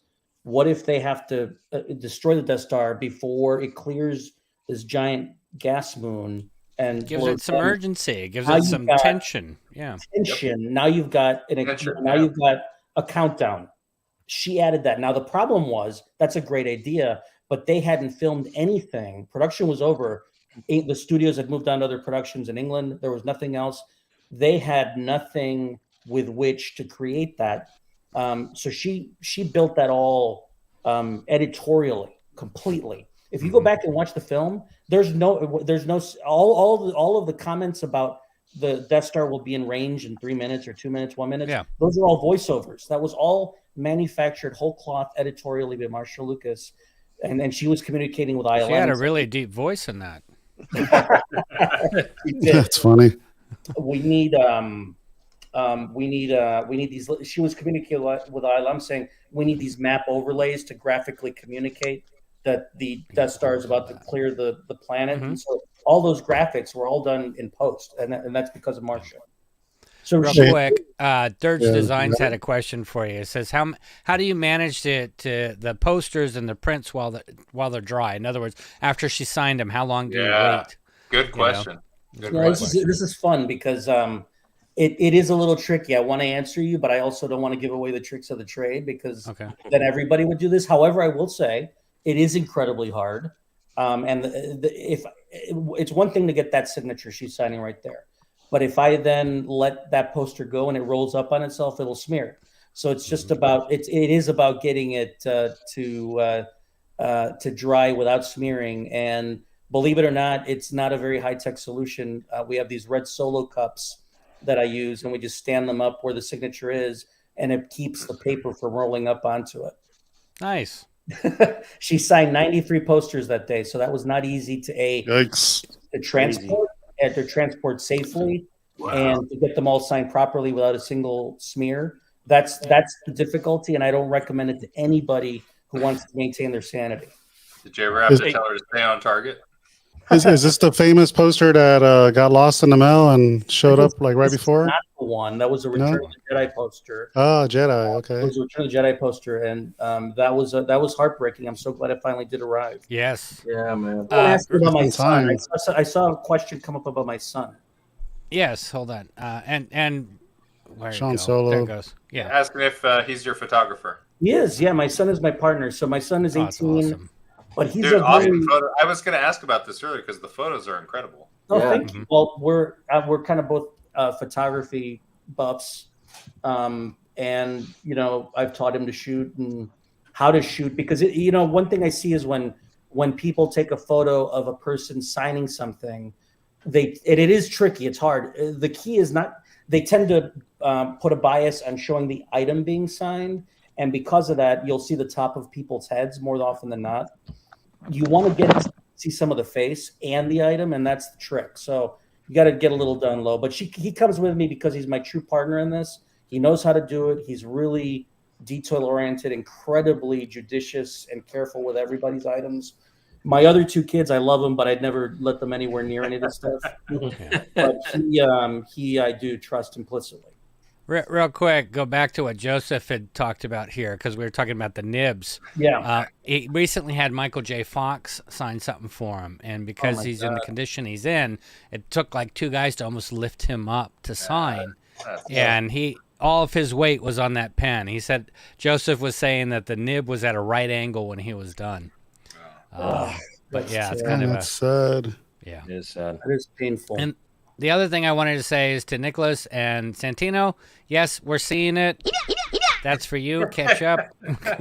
Hector, please go on. We don't want to interrupt Hector. So. Yeah. Yeah, listen to the story. Oh, yeah. The Boudreaux prints. Look at that print. Yeah. Yeah. So this is why I wanted to talk to David. David's here with us. I think I haven't heard him talk. He's probably like, yeah. I'm just taking it all in. Taking it all in. So there is the setup with the items. I think that's about halfway through the session. How cool is that, though, David? How cool is that? Right? I'm speechless. Right? Yeah, that's awesome, dude. Congrats, man. I have not. David, I think about when you turned that around. It was so fast, man, that you produced that piece, and I'm pretty taken back right now. It was kind of happening. Let me talk about this for a second before you move on, Jeff. If you're the one controlling this, I am. She reacted to this very strongly, David. She really loved it. She was very impressed because she's a. Oh, thank you, whoever that is, Kaduk the collector. That's really nice. James. Yeah. Thank you very much. She was very taken aback because she's an art collector. So, so she that's the other thing she does with her money. She just kept saying, "Oh my God, this is so beautiful. Please extend." She my was like, phone." "Oh my gosh, this is so beautiful. Is this guy single? Can he?" Sorry. So we had a little surprise for you, David. Would you mind putting that photo, Jeff? Yeah. Oh, really? Oh, I'm excited. Oh, that's cool. This I have not shown anywhere, David. I hope you like this. Look at this. Wow, that's amazing. You need a picture of that, David. You really need a picture of that. I feel like we need a mic drop. Yeah, it's like a picture. What did she sign? No, that won't work. I'm sorry. She signed the big one for who? Marcia Lucas. No, she signed it. She didn't sign it to anybody. She thought about it, and she said she didn't want to keep it because it made her sad that she doesn't look like that anymore. Really? Oh man. Serious, yeah. But you know what's so great about your photo? Loved it. She great about this loved illustration. it. By the way, let me elaborate on that. Yeah. There were about 300 items, and she didn't sign one, and it was because it was a photo of her recently, and she refused. She goes, no, oh my God, no, that's horrible. I look horrible. she's very, I guess, normal human vanity. She just does not like current photos of herself. Mm-hmm. And every photo that she would see, look at me, I look great. Look at me, I look so beautiful. I'm so pretty here. Look at my legs in this one. It was just really funny to see her react very normally like any human being. And she loved this. And she got a little verklempt, a little choked up and said, I'd love to keep it, but I just can't look at that. I just would get so sad. Sure. But she said it was phenomenal. It's fantastic. And I'm going to send this print back to you, David, to do as nice. Dude, thank you so much. Of course. Dude, but I mean, so David, you know why this illustration is genius, and I can tell you why she responded to it, is that hanging film strip in the back, because everybody's eye immediately goes to the portrait of Marcia. Mm-hmm. But if you look in the back with the film reel, you've got the dangling film strip, and she's an editor. I mean, it's I struggled with what I should do with this because so many people have. I think Michael wanted me to do something different than what everyone else was going to get, but I wanted to keep the integrity of the piece, and I debated whether or not to put something Star Wars orientated in it, and then I thought the integrity of this. She's an editor. Yep. I wanted to kind of just keep that in it at itself, kind of thing, like just to an homage to who she is and what she did, and not just Star Wars. So. And that was your instinct, dude. As an artist, that was my instinct. So, and I was going to put something in the back, but then I thought it would throw the balance of the picture off, and I just kept it just really simple and. It reminds me of film, dude. When you go from a foreground focus to a background focus in the sure, yeah. And I kept it a little out of focus. So it's just completely cinematic, man. It's perfect. Thank you, appreciate it. It's a one of one, David, and you're the creator. I think you should have it. You should frame this baby. Dude, I'm really taken back. I am. I thought I usually don't hang stuff. Sorry. Hey, man. I get it, dude. Yeah, man. Let's have a drink for David. It's a big deal, man. It is awesome. Man. Good work. That's an amazing, proud moment. I really feel terrible using it as a placemat right now. Hey! Have some coffee stains. That's funny. Yeah, man. Congrats, David. That's awesome, dude. No, I thought of it afterwards. I usually don't hang my own artwork on the walls, and when I saw everybody's like the beautiful photographs and everything, and I just got a nameplate, and I thought of it afterwards because my parents were like, "Why didn't you get like a signed kit? Like what were you thinking?" And I'm like, I just didn't think of it. I told David earlier in the week that I wanted to talk to him, and then I thought I'm going to wait till Friday. I'm going to make him wait. No, dude, I'm very, very taken back, as you can probably tell in my voice. Yeah. Well, I'll tell you this: she only posed with 2 items: the editing machine, because she worked on the film splicer, and your portrait. Wow. It's amazing. That's incredible. Mm-hmm. Wow. Thank you, Hector. And not only that, but I mean, how cool is this photo? It's in her inner sanctum, in her private space. Yeah, man. It connected with her. It connected with her. That's very nice. I wish she I would have loved for her to have kept it, but I can understand. Like, it had absolutely. She loved print. I've been painting portraits and caricatures for the past 10, 15 years, and I understand people's vanity or whatever you like. Self-conscious. It is. It wasn't. And it's not. No, and I get it. No, I can totally understand why she does. Let me frame it this way. That's the word, but I think it's not so much. I think it's more of a sense of mortality, of feeling like this is me in my youth and my prime. Sure, yeah. And this is 4 decades on, and it's everything. And she started to cry when she looked at it. Wow. It's awesome. So well done for making her cry. Well, You that's almost why, have that's why I put us back on because the crowd missed David in the green room. Wow. No, good job, man. It's Thank you. awesome. This is awesome.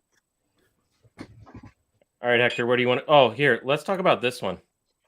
Yeah, I was doing a show and tell on Monday, or I think Monday or Tuesday, because I've always been I don't ship immediately after I do my signings because one, similar to you guys, these are very fragile items.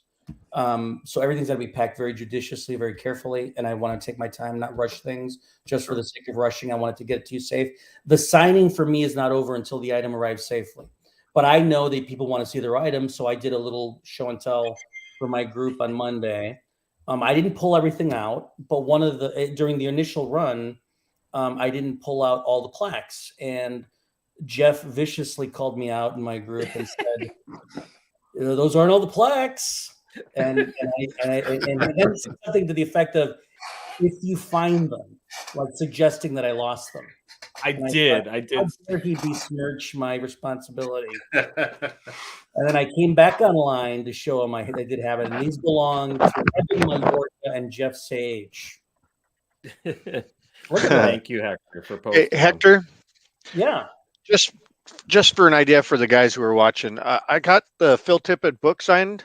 The box showed up destroyed, and you packed it so well. The book was completely preserved. Thank you very much. Thank you. I appreciate that. I did do that, and unfortunately, there were 2 or 3 books that arrived. There's like an outer, kind of like a heavy plastic case, a sleeve for the book that's snapped. It's almost like, and I put all these stickers on it that say "fragile, handle with care." And it's almost like the USPS. Yeah, they use it for football. It looks at that as a challenge. Yeah, it's like a dare. Well, I'll tell you what, mine showed up perfect. So thank you. Thank you very much. Thank you. Well, if you go back to Eben and my I want to make Marcel wait a little more. Okay. So this look at that. I mean, those are signed by Marcia Lucas, man. Those belong to you. Yeah, they're awesome. I love it. I mean, I kind of was like David. I mean, I'm not an artist or anything, but I was struggling with what to get. And then Hector, when you started posting stuff, I was like, "Oh, I should have got that. Oh, should have got that one." And I was like, I will say this. Leading up to a signing, especially one of this magnitude, I put up all kinds of ideas. I'm like, "Here's all the photos," but I hope what I'm hoping is that people break out of that. The usual photos. These plaques are great. The art prints are phenomenal. The film splashers. We had film reels signed. It's like, get something. I mean, take advantage. You know what I mean? This is a big opportunity. I think these are beautiful. What are you going to frame them with? Well, so I've been debating about like film, like real cuts, like real actual cut from the films. That's brilliant. I love that. Yeah, with a nice picture of her. Yeah, I've thought about all kinds of different options, and I'm still kind of in between on both. So, yeah, that's absolutely brilliant. How about you, Eben? Oh, I thought I had a Marcia Lucas. He does. He has the Boudreaux. Yeah, the Boudreaux.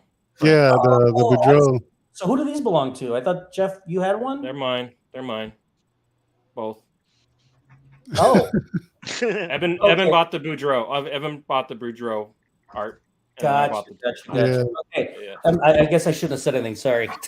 You're good. It's all good. I don't know what kind of underhanded dealings are happening here. No, you're good. Nope. So yeah, and then this was too because I couldn't decide on what I was gonna put. Oh, I see. Gotcha. I do have an art print for you, Eben. Yeah. I hope you frame it up. Oh, I'm gonna frame it up. I stole an idea from Jeff. To use like film cells. So I already got my film cells that I'm gonna use. Oh, nice. Yeah, that's fantastic. So I'm gonna take it to my pro framer here in Orlando. Very nice. Very, very nice. Yeah. So let's go to the next one. Marcel sent us some phenomenal plaques to go with his stunning artwork of the Red 5 helmets. Yeah. Nice. Yeah. They're beautiful plaques. They're gold. The gold and the black is really Marcel, nice. where are you? I'm going to go off cam for just a second. Can I do that without losing you guys? Yeah. Just hit stop cam. There you go. Yeah, I like these with the gold and the black. I think he left the stream. Let me add him back to the stream. No, he's in there. I think he was just trying to. No, I had to bring him back in. Ah, gotcha. He left the stream completely. Yeah, the gold is so unique, you know. Yeah. There he is. Hey, I'm back. Yeah, I brought you back. Well, you left the stream. You left the stream. I had to bring you back in. Oh, I'm so sorry. I'm such a moron. No worries. No worries. With Marcel's permission, I have some close-ups. I think Marcel's watching. So I can stop my share. Yeah. Look at That that. looks great. Wow. Don't you love that little flourish? Did we lose somebody? Her signature is phenomenal. I love. Hey, the Marcel, I sent you the link, Marcel, if you wanted to jump on. I love the little flourish on the S at the end here. Just love that. Here's some more. They came out good. These now. Every signature looks amazing. She took her time. She really. So she has arthritis. Right. Generally, I've encountered two types of people when they have arthritis. It's either they can't stand the thin pens or they can't stand the fat pens. And to her, which this is a normal thickness for a marker, this she considered too difficult to hold, and she was really struggling. On top of that, she takes a lot of pride in her signature and her penmanship. She wants to delineate every single letter, and with the thicker marker, which she calls this a thick one, and we actually call this medium, she feels like her letters aren't delineated that well. But I still think she managed really I beautifully. think she did a great job. Yeah, It's amazing. It's a nice sig. Yep. beautiful signature. Absolutely. Here's some more.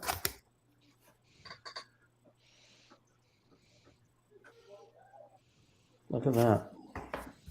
Also, this one. I'm not sure. This is also from Marcel, I think. Yep.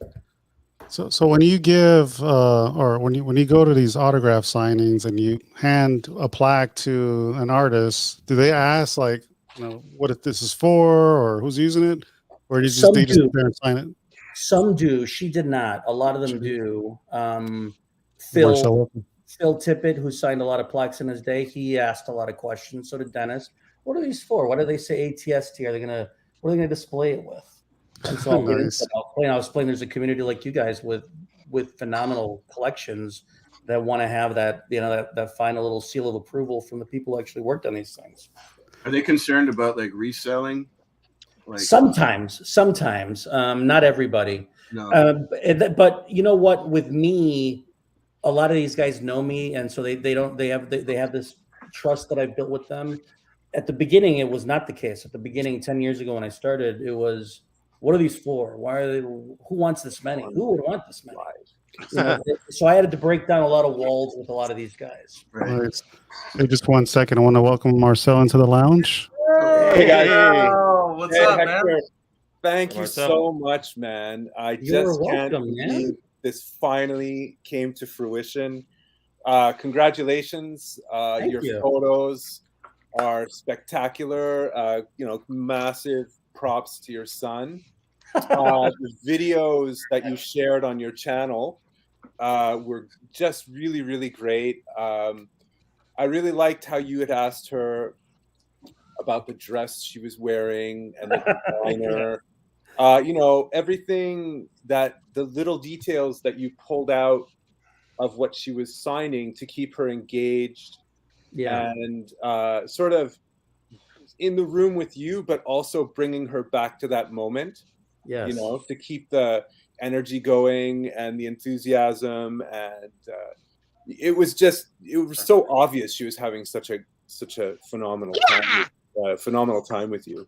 Well, thank you very much. I really appreciate it. That really means a lot. And you can tell every photo she's glowing and happy, and her comments to you there was no hesitation. She was just comfortable to reflect and say whatever it was that came to mind, like the "what the fuck" with the directing comment for George Lucas.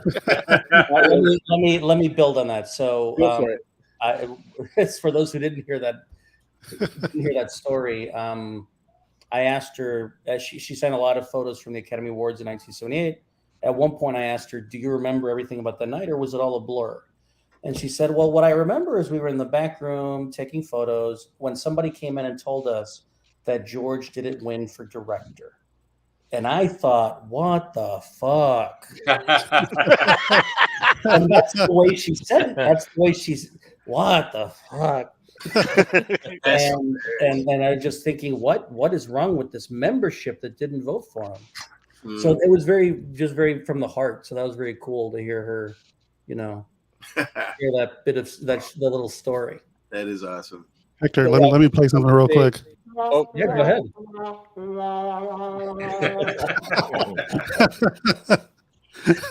Yeah, last thing, Hector. I just wanted to say, thanks for the people that the people that are buying my prints that really wanted the Marcia signature. We're all just over the moon, and it's just I was so glad to be able to participate. As I mentioned on your page, on the IWI Facebook page, how I'd gotten in touch with Brian Volkweiss, the director of Icons Unearthed. He is a super cool guy. Nancy and I crafted an email for Marcia, which he very generously offered to send to her. And when we never got that back, we thought that was it. Our chance with Marcia would be gone. And then you immediately just came onto the scene and just like a massive wave of just, you're not going to believe this, guys. And it happened. That's great. And I just wanted to say to Dave, congratulations, Dave. Totally epic. How you pulled off that portrait. And I can't, there are no words to convey how happy I am for you, how things went with that, and just 100% way to go. Just a miracle. It was so fantastic. Thanks, man. Let me add something to the hugathon here. When I first announced, I got emails and messages from a million people, probably not a million, but a lot of people saying, "Hey, can I get this? Can I get that? Can I get this? Can I get that? Can I, just all kinds of, hey, how about doing this?" A lot of people wanted to link up and offer this publicly or get, do some kind of licensing thing. And I ignored all of that. But you, Marcel, and you, David, reached out to me and you showed me something. Marcel, I didn't know either of you. Like I said, it wasn't because I didn't want to know anybody. I've always just been kind of this closed little circle of signature collectors. Mm-hmm. And I never expanded beyond. I didn't know anybody. I didn't know anything that was out there. And when you, Marcel, sent me a photo, or I think you sent me the Darth Maul print, you sent me the Darth Vader, and you sent me the Red 5. I was blown away. And similarly, when David sent me his idea for the sketch for Marcia, when he showed it to me, I was like, holy Christ. I mean, I had just announced it like a week ago. I was like, how on earth did you put this together so quickly and B, so beautifully? I was stunned by both of you, and I said, of course I'm going to get this done. And I was and the whole time I never promised that I would get photo or video because that wasn't part of my agreement with her. Going in, I know she's one of the most reclusive people in the world, so it's not a given that I'm going to get that. Mm-hmm. But I explained to her, I'm like, hey, this is a very big moment for all of us in the collecting community. A lot of what we do in this hobby, this signature collection hobby, everything rests on credibility and knowing that this is actually you. Would you mind if we take some photo and video? Hector, all you had to do was ask if you could record me. That's all. You didn't need all that buildup. Wow. I recorded the entire signing and took a ton of photos. So she totally edited you. Yeah, she did. Yeah, oh my God. Yeah, if she were here right now, this conversation, which has gone on an hour, would have been 13 minutes. But you know what's so cool about that story, besides the fact that she's an editor at heart, is that I think you represented that what you were trying to bring forth was passion from a collector base and not Absolutely. a commercial base. It wasn't people trying to make commercial opportunity. It was Yes. people who were passionate about the property. And that comes Absolutely. through in What the I art. wanted her to know above all was to take away that this represented fans from all over the world sending in items. Yep. That this means this is a testament to her work, to her legacy, her contributions, and for her to know that. And I felt like a proxy and a representative for every single one of you, every single fan. And I wasn't going to lose that opportunity. I was going to lose that opportunity to not tell her that and make her aware of it. And that really touched her. So and it wasn't, you're just not looking to just turn a buck, right? You're Right, not taking these and absolutely. looking to turn.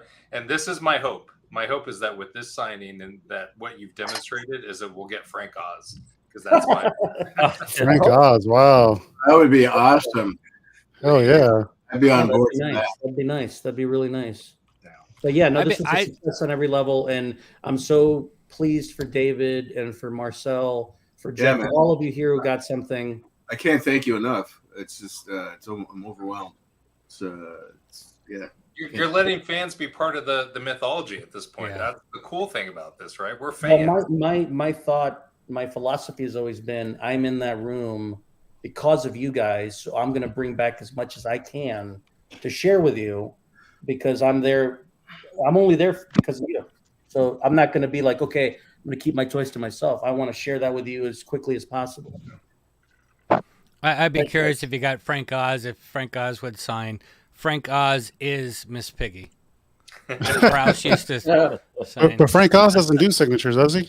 No. You almost had him. You talked about this last time. You almost had him, right, Hector? You were He close. has said no to me 2 or 3 times very politely, because he does not believe in charging for his autograph. That was what he said the first time. On the second time, I said, I know you don't believe in charging for autographs. What if we donate to one of your charities? Ooh. Your entire fee goes on your behalf. That was ingenious. And that almost got him. He said, that sounds really enticing, but I still can't see how that doesn't translate into me charging for autographs. So he will sign. If you encounter him on the street and you ask politely, he will sign.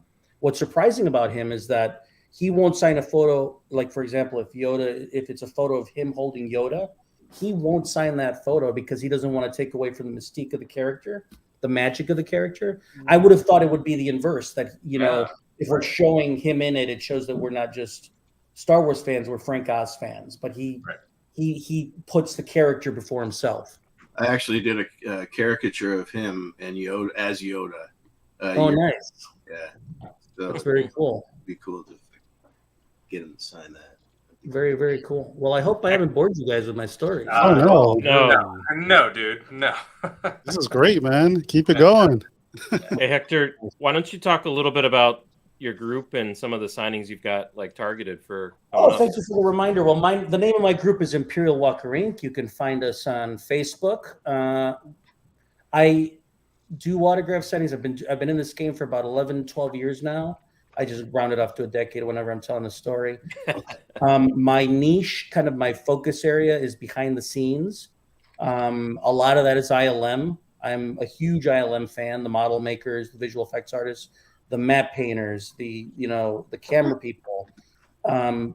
What I always say about that original class of ILMers, 1975 to 1983, is they came in and built Star Wars. They were at ground zero. Nowadays, visual effects artists are legion, but back then, movie studios saw them as a cost center and an expense. And these guys came in and created Star Wars, and there was no roadmaps for doing this. There was no internet. They had to build. They didn't just make the shots. They had to build the equipment to make the shots. They had to create the processes, these optical printers, these motion control cameras. Oh, look at this. Who's that? That's Star Wars bloke. Hey, dear brother. That's Luke in Australia. Thank you for. Oh, it's Luke. Luke, thank you very much, man. I appreciate it. I've said it many times. I am susceptible to flattery. And thank you very much. Luke is like the nicest human in the world. Mm-hmm. You said something earlier, which was you want to invite people to play with your toys, and that's where we all started out. This was the property that brought us all together, is because we all played together with our toys. We didn't have all of them.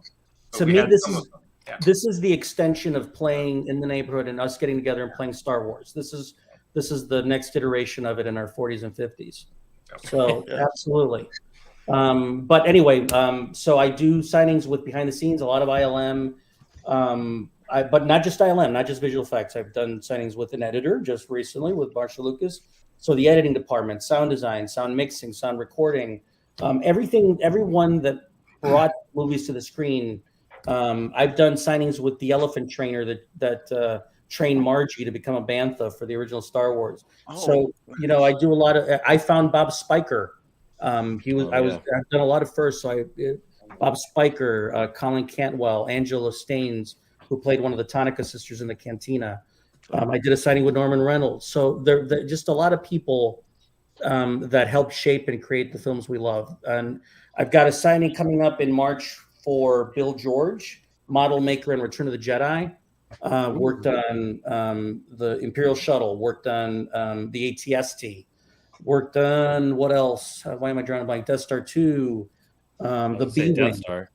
The Death Star 2, the B Wing. So absolutely. Awesome. Someone's interested in behind the scenes people from Jurassic Park. Well, there's a lot of overlap. A lot of the guys that worked on Star Wars went on to work on Jurassic Park. So whenever I do signings with anybody, I call out what other big genre films or kind of the films that marked our youth, what they worked on. So Bill George worked on Return of the Jedi, worked on Blade Runner, worked on a lot. I worked on the Star Trek properties. So that's a big name. And then in April, I got a big one with Nilo Rodis Jamero, who, along with Joe Johnston, is one of the visual architects of the original trilogy. So designed Slate 1, designed the Rancor, just so much stuff that he touched. The speeder bikes, the Biker Scout. If you like Biker Scouts, Nilo Rodis Jamero designed the speeder bikes and the look of the Biker Scouts and built the Biker Scout helmets. Wow. On Return of the Jedi, he was a concept designer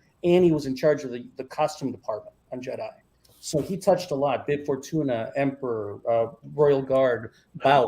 You like Bausch?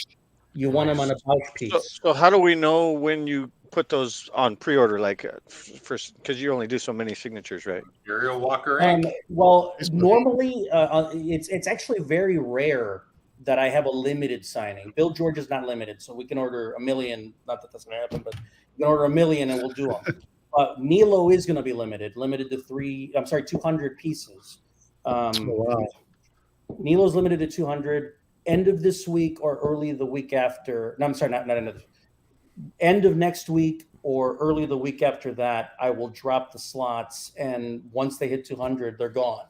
So on Imperial Ink? On Imperial Walker Ink, yes. Okay. Hector, will you give people a little bit of a heads up? Those are really rare. It's not usual that I have a cap on things, but I do with him. Go on. Who else was that? No, sorry, Hector. You'll give everybody a little bit of a heads up, like, hey, I'm gonna drop it like of course, Friday. Absolutely. Yeah. I'm gonna give a heads up. Absolutely. Yeah, I know you're really good about that part too. Absolutely. So. Key thing is being part of the Facebook group so you can get the updates. Yes, thank you very much. And I try to be fair because I know this is a worldwide community and the time zones are so disparate. I try to find some sweet spot where the most people are going to be awake to be able to take advantage. So I'll try to find something that works for the U.S., Europe, as well as Asia, Australia. They're all over. So noon Eastern time, I think, is pretty good. Okay. Well, as you can tell from Joel's background, he doesn't sleep. So I don't, but I still, I don't always get, posts from everybody. So Hector, is your business rhythm for the signatures or autographs? Yeah. Is it once a month or does it vary based on availability? Well, it's a function of a couple things. It's availability of the signer. I try to be like if I did a Phil Tippett signing every month, that wouldn't work because the demand would wane. There are some signers I call perennial signers, which I'll do rather frequently, like a Phil Tippett or Dennis Murin, because the demand never wanes with them. Other people, I like to live a little time in between to let the demand build. My last signing with Nilo Rodis Jamero was in 2018, so it'll have been 5 years. But in terms of cadence with signers in general, I try to do one a month or one every other month, just because I I don't ship back after every one because otherwise I'd always be shipping. I have a day job. I have a family. So I try to do one every month or every other month at most. I had one lined up with John Rosengrant right now, who is the builder and operator of Baby Yoda of Grogu on The Mandalorian, but it turned out to be too much with Marcia, with Bill George, with Nilo Celebration next month. Something had to give, and it was the John Rosengrant signing, so I postponed that one. So that's kind of to answer your question. It's you've got to find that sweet spot of that balance of, because there's other offerings, there's other signings, there's signings being offered with actors all the time. So right, I play in a very condensed space, and I've got to manage that to make it work for everybody. Hector, I did the last Nilo with you on a Boba Fett piece, like a multi Boba Fett. Yeah, is this Jason? No, it's Jeff.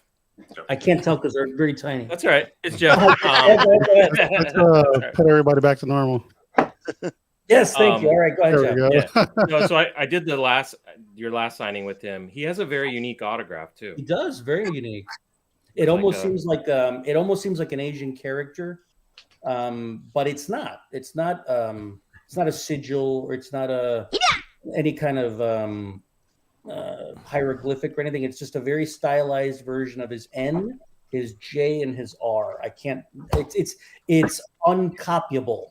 That's what's great about it. And it's hard to describe it. I don't have one here handy. I didn't know we talked about him. Yeah, I have to pull it out of the binder, but yeah, it's really cool. It is very stylized, and it'll look really good on a plaque. It is very cool. I think the reason he is limiting to 200 is his hands are hurting now too. So that's one of the realities of the people I work with, who are primarily original trilogy. They're all of a certain age, and all the vast majority have infirmities or health issues. And when it's a hand problem, then it hits where it hurts. So Sean, I don't do actors usually. Every now and then I will. For Fortune and Glory, I lined up Allison Duty a couple of times. But it's rare. Actors are a different breed. I'm comfortable with it, but I don't like it. It's not. It's a lot of demands. If Marcia had me waiting on a schedule, I can't. Actors are worse. I mean, it's just horrible. Yeah. I don't like waiting for someone's schedule to clear up. Does that make sense?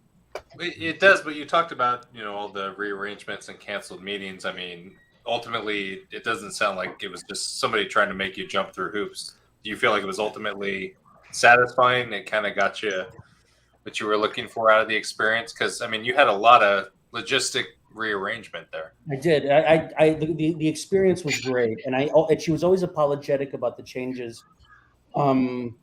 She strikes me as somebody who now in this stage of her life can only have one thing on her agenda for the day. Like she can't handle two errands in one day. So one of the postponements was, Hector, I have to go pick out some marble for a sink I'm putting in. Can we do this next week? And I'm like, oh man. Okay. Oh my god. Why can't we do the signing in the morning and you go in the afternoon? That's what I would think. What I would say to. Of course, I wasn't going to say that to her. I'm like, yes, of course, it's fine. So she strikes me as someone who that's the reason. It wasn't because she was just being a prima donna or a diva. Best bid guy. I do quite a few signings with Ben. I'm actually his agent. So wow. whenever he does appearances, I'm the one who handles that for him. He's one of my heroes. Yes, I would. His agent? Pardon? You're his agent? That's cool. Not his agent for business. His agent for signings. Oh, for signing, gotcha. Yes. Because he's doing a doc. If you see an offering with him with not official picks, with Topps recently, I set that up. I do private signings with him, and if someone invites him to a show, that goes through me. Gotcha. Oh, so you get like a royalty like for setting it up? I do now. He insisted on it. Initially, I was like, I'll just do it for you. It's not a big deal. I wanted to build that relationship with him, that exclusivity. But awesome, now he insists on me taking a piece. But it's not. Hector, That's there's Nilo right there. Look at that. Put your finger right there's Nilo. Wow. Holy shit, dude, that's dope. right above Jeremy. Where is it? Oh, Right yeah. in the middle. Jeremy next to Joe Johnston. Nice. Can you put your finger on it, Jeff? Just for those who Try, Joe. Hey, man. There you Just go. came back from San Fran. There you go. Nice. Yeah. It's very cool. So that's NJR with a long line and a dot somewhere. That's cool. Yeah. That's cool, man. That's a Nice. cool piece you got there. Yeah. Lots of David, autographs. But yeah, look for a Ben Bird signing probably late this year or early next. I did one with him about a year and a half ago, and I like to. Every time I do a signing with him, there's so much. I like to let it build a little bit before the next one. David, you were saying something just a little bit about Ben Burt, something like he's coming into your he was there's I can't really talk about it. I don't think. Yeah. All right, that was fun. Yeah, I just realized I can't talk about it. So, But Ben is he's like a sound guy, right? yeah. Yes. Ben Burt, all the sounds of Star Wars is because of, well, pretty much him. The So- laser sounds, the lightsabers, all that. He was a genius. Yeah, for those that don't know him, probably a good background on what he does is probably help out. Yeah, so any kind of he does sound editing and sound mixing, but he also does sound recording. So sound recording is going into the field and actually recording raw sound. And he developed the soundscape of Star Wars. So 50% of the Star Wars experience is sound. So Darth Vader's breathing, R2-D2's beeps, the sound of laser fire, the sound of a TIE fighter screeching, the Millennium Falcon's engines. That was all him. Jabba That's the awesome. Hutt. Jabba the Hutt. For example, two of my favorite stories on him is the sound of a tauntaun is the sound of a Southeast Asian otter. Look up Southeast Asian otter and tauntaun on YouTube. It's phenomenal.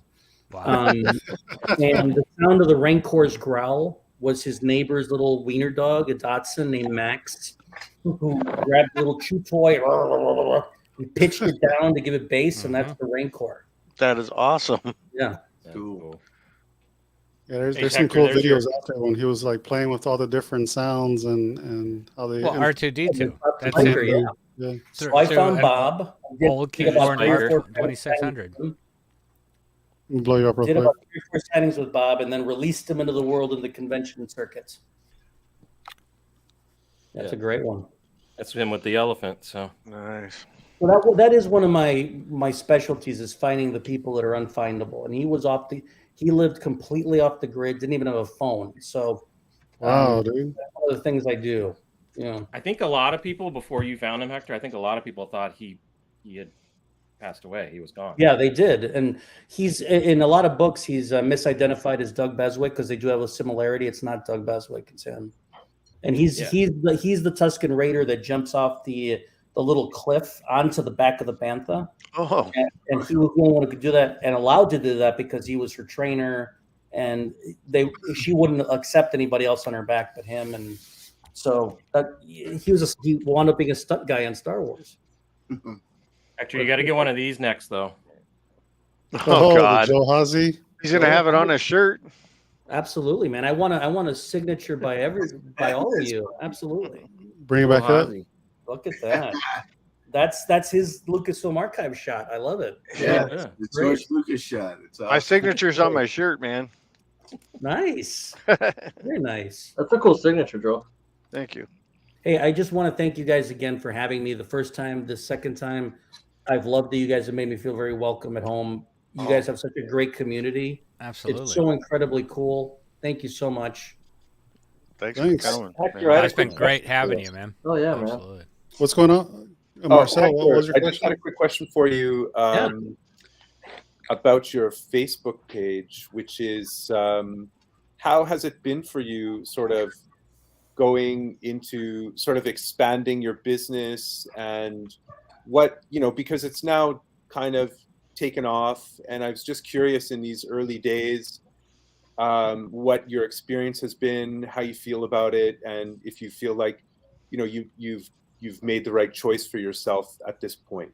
I'm incredibly happy with its growth. I wanted to end last year with 500 people in the group, and we were at about 900 when the year ended. So it exceeded my expectations.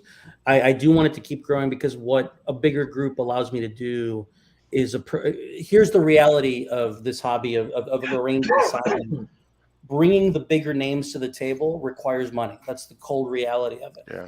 And with a larger group, a larger installed base of people who will participate in a signing, it affords me the opportunity to make an offer that I can then meet, a quote I can meet. So that's why it's been key, and it's been great building the community. That's the hard reality. The benefit is building this new community with you guys, and that is just something that's so fulfilling and exciting, and something I didn't know I needed that was missing. And I love this. So thank you again. And I've enjoyed it. And I knew that the Marcia Lucas signing was going to make or break this launch. And I knew that putting all my eggs in that basket was risky because I know she's incredibly hard to pin down. So with every postponement, it was like, I'd never tried to convey it on the Facebook page because I didn't want anyone else to panic. So I took all that on, but I suffer from anxiety. So that was excruciking. Yeah, the airport was just enough as it alone. It was a nightmare. Oh yeah, at the airport 1 week ago, I was, having a heart attack. So it's been gratifying, and I'm just glad that this is done, so people see that this was real and not just this elaborate con. And now we can move on and move forward with an established credibility. I've really enjoyed it. Yeah, awesome. Congratulations, man. Thank you very much. Thank you. So I bet every time you buy your tickets, you got to get like trip insurance and like make it where it's like. I do, and there were some things that I couldn't get that were non-refundable. Some things were, but even with a non-refundable ticket, if there's a fare difference, you got to pay that fare difference. Right. And it's never in your favor. It's always higher. I was taking a loss. Yeah. It's never. Guess what? The fare is $300 less. It's never that. But thanks for all you do, man. Thank you very much. It's a tough job, and a lot of people don't know like all the logistics behind it. Seriously, the logistics are scary because all the items have to be sorted. They have to be transported safely. It's paper, so imagine transporting paper and not damaging it. So that's the challenge. Go ahead. I was just thinking the amount of stuff that I sign and send out to people, and it's just I do it all myself. I can't imagine the monumental task that you have to undertake just to organize, like getting all the stuff come in to make sure that everything, and then after the signing, everything has to go back out. So that's the reason I don't ship back after every signing, because then I would go insane. I let like 2 or 3 signings happen. That's a shipping wave. I stop there, then I'm in shipping mode. Then I get back into a signing cadence, 2 or 3, and then it's just shipping wave. Gotcha. That's part of the way I keep my sanity. But then I can group it for people, and then collectors save money on the shipping because shipping is really expensive right now. Right. So it's a two-way benefit. It's funny you used a Greek metaphor earlier, saying it's like the Odyssey. So like your Odysseus, I think it's more like a Sisyphant thing, right? It's just pushing the rock up the hill, comes back down. It always comes back down. I'll get everything out. My office is nice and clean, and then I announce a signing, and all the stuff comes back. So yes, it's the never-ending task. Pushing it up the mountain. But no, to Marcel's point, this was a make or break signing with this bigger group. But it's had so many unexpected benefits like this. I never expected this. This is so cool.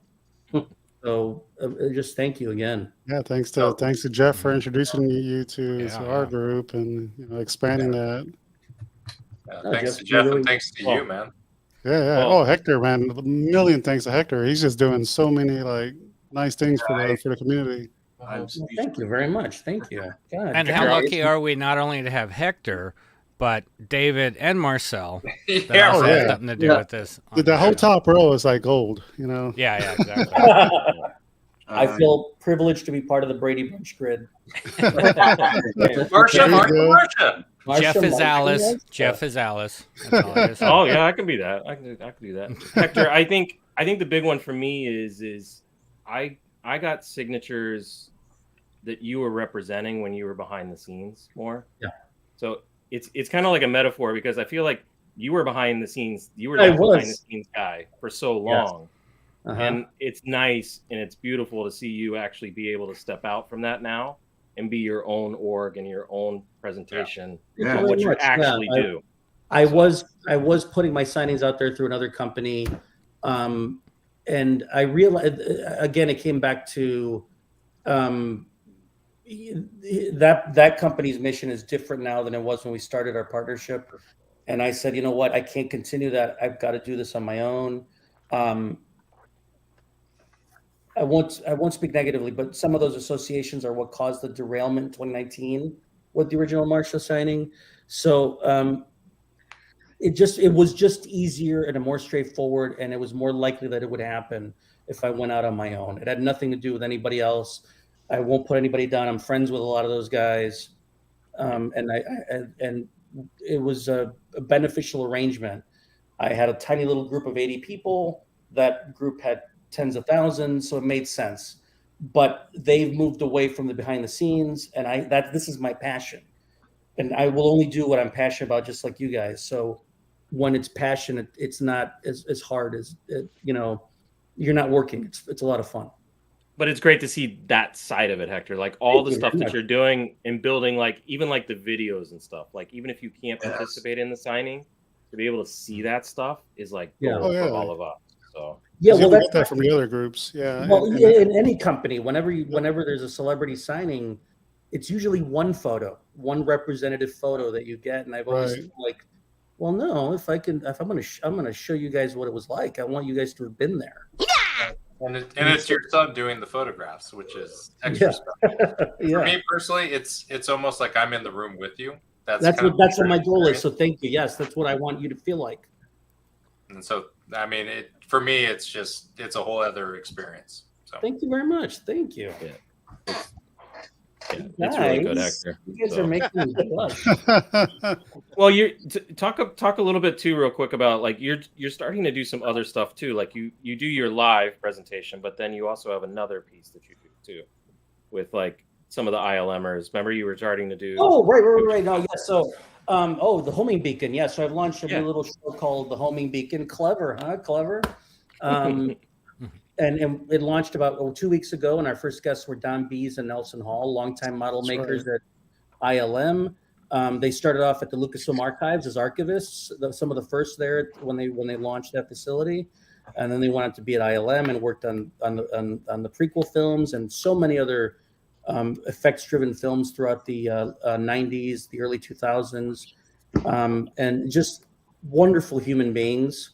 And I couldn't think of anyone better to launch the show. And there will be more. There'll be because it isn't just about the signature for me. It's about the talent these guys have is so incredible, and I want to share their stories. They have such amazing stories. So there'll be more to come. So look, I mean, don't be surprised if we have like a Phil Tippett or a Dennis Muir and homing beacon sometime in the near future. That's awesome. So Hector, sorry to interrupt. So those homing beacons, are they only on your Facebook group, or do you have a YouTube page? Well, this is all new to me. I didn't even know what StreamYard was until I did the show with you, Evan. It's all new. I'm used to Facebook, so right now I'm using StreamYard to transmit to Facebook like you're doing. I know I can do YouTube, but YouTube is truly uncharted waters for me. Like I don't know about that yet. So I hope to do that, but I haven't learned how yet. Yeah, you can connect it to YouTube, and we'll help you spam it, and the community will help you spam it too. Oh, yeah. Well, thank you very much. Yeah, I might take it out of there. Yeah, that would be a good idea. Oh yeah, that way there's multiple ways they can like interact with you and look at the content. I've only taken baby steps. The first one was not just to my group, but that's cool, man. Yeah, I'll broaden it beyond that. That's a good idea. It was a neat series. It's a neat series, so you should definitely. Oh yeah, that thing is great. I think more people should have access to see it. Yeah. Thank you. I'm pretty sure you're gonna like blow up once people start seeing it. You're gonna just blow up crazy. Well, thank you. That'd be awesome. So tell us about your goals for Star Wars Celebration. I know you're heading out there, right? I am going to Celebration in London.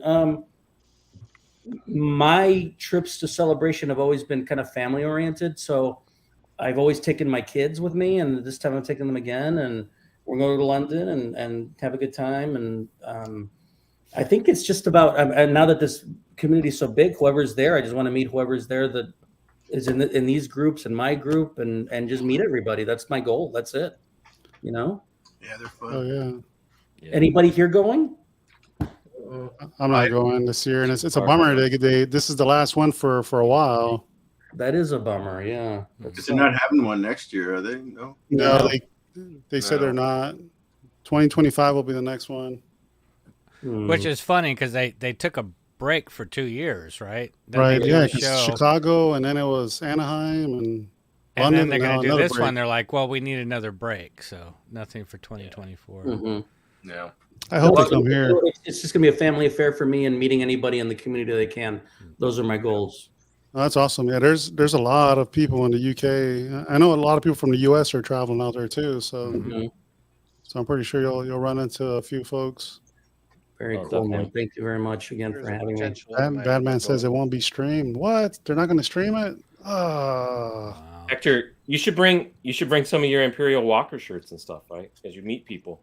That's true. Yeah, that's Right? absolutely true. Bring a few and have them come find you, right? Absolutely. And a Spice Runner shirt. We'll get and a Spice Runner shirt. I'll send you some stuff. Yeah. You guys ordered some. I'll be shipping out your shirts soon. Absolutely, I'll bring shirts. Definitely. Yeah. Yeah, we'll send you some stuff. Izzy wants to know if you're a Jedi or are you a Sith guy? I'm all Luke Skywalker all day, baby. So it's Jedi. Oh man, I was okay. that weird. You know, most kids growing up, they're like, I want to be Han. In broadcast. I was always Luke Skywalker. I love Han Solo. Don't get me wrong. Of course, I love Han Solo's dope. Yeah. I'm a Luke guy. Same here. You know? It's funny, when I was a kid, I loved Han, and I was terrified of Vader as a kid.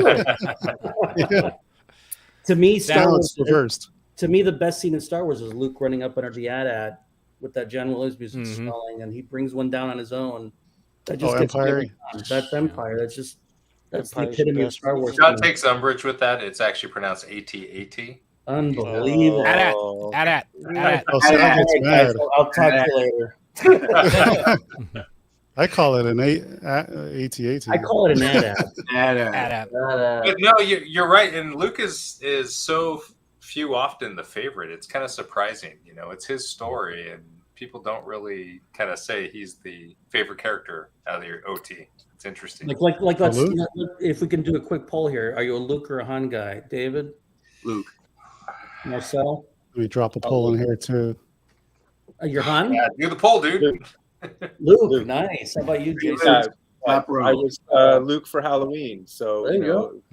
when it came out, right? So I was not a Han guy; I was a Luke guy. Evan? Me, I'm a Han guy. Jeff? Yeah, I got to go with Luke. It's just Nice. the lightsaber stuff, and yeah. Jason? Luke. It's Luke. It's Luke's story. It's Luke's story. Dude. Oh, it is Luke's story. Scotty, what are you? I was definitely Luke, but going back to what Eben said with being scared of Darth Vader, I was Darth Vader for Halloween 1977. Nice. No way. Did you guys have those Halloween costumes where it's like the mask? And then like Yeah, the overall they had them, but dress? my mom had to paper mache the helmet and sew the costume for Vader. Yeah. My mom hand sewed me Yeah, an child. Ewok costume, and I was like 5'5" at the time. Oh, damn. Nice. Almost a great. Wookiee.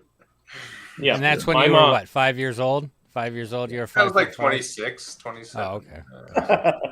Eben, My did mom you made do a poll? Luke outfit. So Evan, far, did you everybody do says Luke. Eben, did you do a poll for the chat? Yeah, and because of that. Yeah, it's in the chat right now. 50% Luke, 57% Luke, Ooh. Wow. Okay. Wow. What? 50% Luke. It's You know going what up I and hate down. about the fact? You know what I hate so much is when you guys answer the question, I thought of Last Jedi. It just popped in my head. And I was No, don't go there. Get it ever. out of here. Get it out of here. Not that, Luke. Jason, you're in a garage, huh?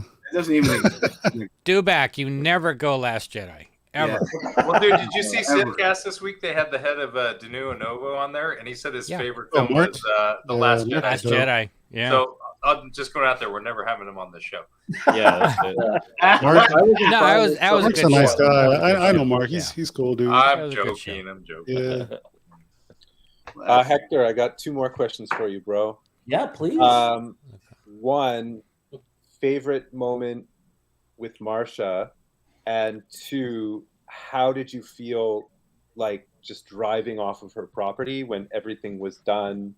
You've got everything, the white whale captured, you're leaving, everything's signed.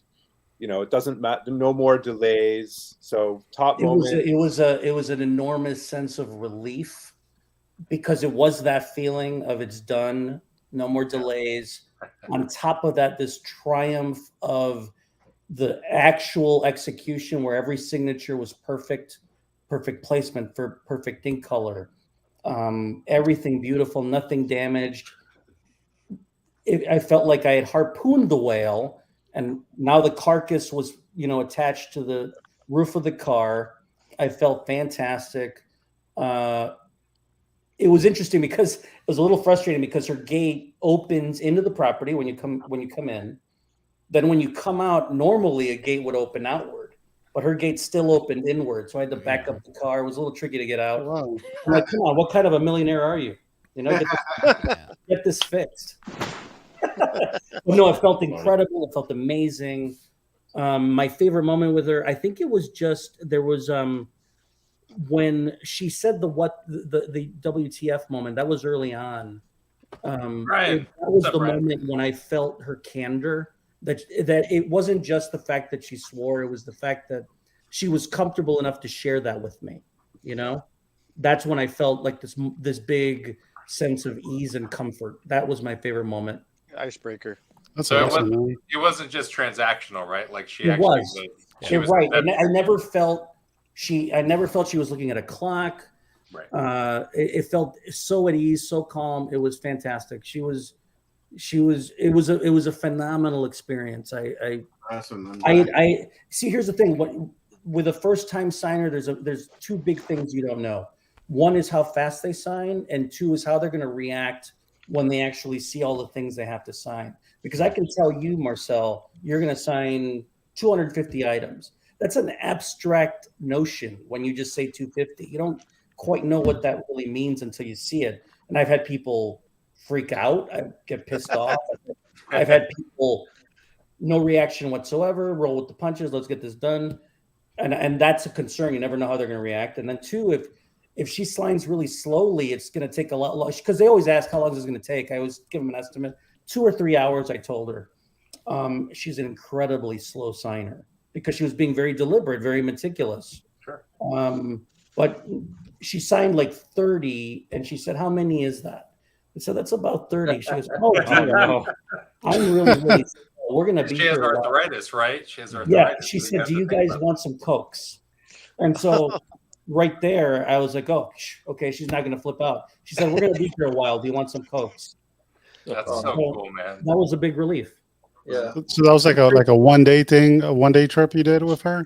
The signing took about 4 hours of actual pen to 4 paper. hours? Wow. Oh, that's not And bad. then That's about quick. 30 minutes to set up at the front end and 45 minutes to pack up at the back end. So all in about 5.5 hours with her. That's pretty fast. And you got to hang out with her for 5.5 hours. Yes. Yes. But the So big Marcel's thing, second question, which you guys want to ask, is what did you steal from the house on the way out? Oh, I think you have a little delay due back. a Picasso. I took a Picasso. What? She has Picassos in her house? Well, I thought Oh, man. if she leaves it unattended, it's up for I'm grabs. curious Right? what's in her collection. Well, I'm not that much of an expert that I can identify anything by sight. But from the art I saw, it was mostly still lifes. Like there wasn't much abstract. It was portraiture of, there was a very big painting in a foyer of an old woman at the old spinning wheels for sewing. I thought you were going to say an old woman signing. No. Like a Monet or Renoir. Landscapes. I don't think it was a Monet. Is a Monet very impressionistic? Somewhat. It was very realist. Let me just say that. You know what I mean? So she had a lot of sculptures, like horses and things like that. A lot of pieces, everything of the highest end. It was incredible. There's an entrance. That's random. It's an entrance, man. How you doing? Did she have her tickets to go see Cocaine Bear, and does she like the editor of that movie? Right. I don't know. But you guys missed the lead. She loves Coca-Cola. She gave me like a 2-minute story about how she hates Pepsi, Coca-Cola only. I love Coca-Cola myself. She goes, "We'll go to restaurants." This is how comfortable she was. She talked about her Coca-Cola passion. I'd go to restaurants and they say, "Do you want, what would you like?" Coke and I or say, Pepsi. Coca-Cola. Yeah. And she goes, "Is Pepsi okay?" She goes, "No, it's not okay."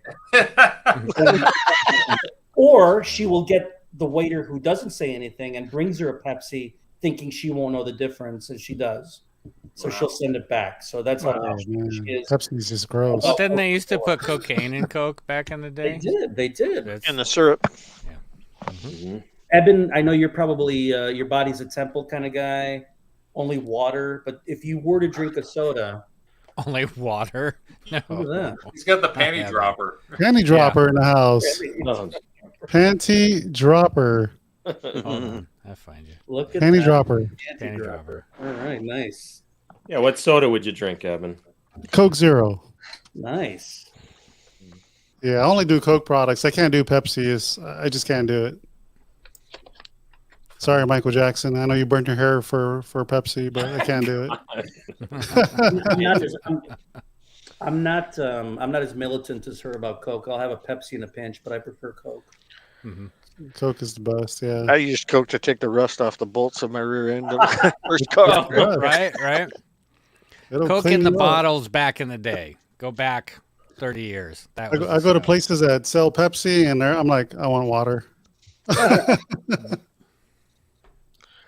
Hector, have you? I don't know about David. He just logged out. I get kind of freaked out if I have a bunch of prints that I have to sign because I get very self-conscious about if I'm putting it in the right place or the size and all of that stuff. So I have to spend a bunch of time practicing the signature and the numbering. Have any of your let's say clients have they responded to the signing like the wanting to just get it right and taking extra time or being nervous about it at all, or have they all just been there are some people no that take worries? it very seriously. Marcia being one, she took it very seriously, and you want that. You want somebody who cares, who isn't just going to half-ass it. And she definitely didn't. There was one ILMer who passed away recently. His name was Dave Jones. He was the slowest signer by far. Lovely man, lovely gentleman, but he took per signature. I'm not exaggerating. You can ask the people that were there with me, AJ Nesselrod and Steve Grad, about. We usually do an average signer is about 4 signatures per minute. He was 1 signature every 3 minutes. Wow. He was so meticulous and so slow. Beautiful signatures, but the signing had to spread over 3 days because Oh my goodness. He was just so slow. Yeah, I had to leave. I had to leave town and leave stuff for him to finish signing because he was so slow. It's not like he had a huge name either. There are right? people who are Dave very Jones. So Hector, I got a question in the community chat right now. Coke or Pepsi? Coke. So Tab, Coke, Tab, Fresca, Fanta. Coke, root beer. Is RC still around? Do they still make Tab? Yeah, they do. I know here in Florida you can find it at Publix. Wow. I like RC. Shasta was what my go-to when I was poor. and young. Oh, Shasta. God. I also like Fanta. Fanta is delicious. Yeah. I just think of the commercial every time somebody says Fanta. Fanta. Don't you want to? Fanta. I did the same thing with this keyboard because it's Phantom. I'll sing that song. Phantom. Oh, Badman said Pepsi. Okay, I gotta unfollow you now. Just kidding. So I guess everybody's done polling for Luke versus Han, and 60% said Han. Luke. What? Or my bad. They said Luke. Oh, Wow. Panty dropper. broadcast. Yeah. Panty dropper. That's pretty close, though. That's pretty close. I drank my rum and coke really quick, and drank this pretty fast too. So don't mind me. Oh, there, Dirge has another one. Look at that one, Moxie. Any what? Yes. Maniacs? My What a son Moxie. James loves Moxie at Bevmo. Loves What the it. hell is Moxie? It's like an old time drink from the late 50s. Like pure sugar, with a little flavor on it. I don't know what flavor it is, but it's one of those really? old time drinks. Yeah. Dope. Wow. Brian makes dioramas. Beer, coffee, water, or Negroni. Negroni, can't go wrong with that. Oh my God, Jolt. Coffee. Jolt. Yeah, that was the other one. Joe Cola, man. Oh, Jolt. Wow. Yeah, you got to go back to the old side. I mean, now my thing is Bang. Bang for sure because it's zero sugar, couldn't zero stand calories, Jolt. zero everything. She bang. She bang. Well, and you guys also know my wife's maiden name is Bangs. Yep. So What used to be her name? It's Janine Bangs. Barry. Barry. Yeah, which is my Where are name. you So going with this, Janine Evan? Bangs Barry. So quick story when we all started becoming friends, and my wife's like, "So you're friends with some girl named Janine Bangs now? Who is this?" Get out, She nerd. I don't know if I like this YouTube. She's teaching me how to weather. What? Hold on. Back up. She's like, sorry. Home Depot girl, what's that all about? You can no longer do YouTube on Friday nights. Yeah, like this. Chris Elliott, Pepsi free. Pepsi free. What about the beer? What about Zima? Oh my God. Yeah, that's Dude, a let's good go one, back. man. Bartles and James. Good callback, Zima. Zima was my drink back in the 90s when I was living overseas. Mad Dog. Yeah. Mad Dog 2020 with some night train. Oh If my you had a God. Zima, you had to have parachute pants on, and you had to have, it was like a full dress code with Moon it. Yeah, you were cool. Yeah, when I was in the military, I was stationed in Germany, and Zima came in a pallet, and we're like, "Holy shit, we got Zimas!" I'm And amazed at how quick that came in and went out. Granted, Yeah, it was it a number of disappeared. years, but it's like you can always find a Budweiser, a Coors, a Heineken, whatever. But Zima was Right. like, no. I bet if Took you off. brought that back, people would buy the shit out of it. Probably. Yeah. And then go, why? Why did I buy this? Yeah. Probably what they would think. Joseph Colt I 45. know. See that. And every time I hear Colt 45, I only think of one thing: Billy D. Williams. Billy D. Yep. From Lando. Yeah, he's not Colt 45 anymore. No, He's like- Rainier. Skunk beer. Colt 85. Yeah. So, Marcel, did you have another question? I'm sorry, man. We went way off the rails here. No. My daughter is on the other side of my laptop, and she's holding two fistful of candy and asking me if she can have them all. And I say, Yes, "No." you can. Yes, you can. I'm doing a negotiation over here, and she also says she loves Pepsi. Nice. Oh, I Pepsi. am Choice for saying- a new generation. Autograph. Yeah, it's funny. We're talking about Oh, autographs. autograph. Yeah, and then we get into Coca-Cola and sodas and beer and everything. Well, it's- yeah, why not? It's funny because my son upstairs sent me a text message and he says, "What's the drinking word tonight?" Right? Autograph. Yeah, Yeah. Like, yeah. I created this. I tried to give it away. The ticker at the bottom. yeah. Oh, there you go. No, but he said he was funny because he said, "What's the word tonight?" I said it's autograph, and he went ugh, because he knows Hector's the autograph guy. Oh right, yeah. There's another one. Oh, Yeah, that's I got funny. Jawas all over the place. Oh, you didn't Oh, just say yeah, autograph. Jawa Storm. Mm-hmm. You guys excited for Mando next week? Yes. Hell yes. Yeah.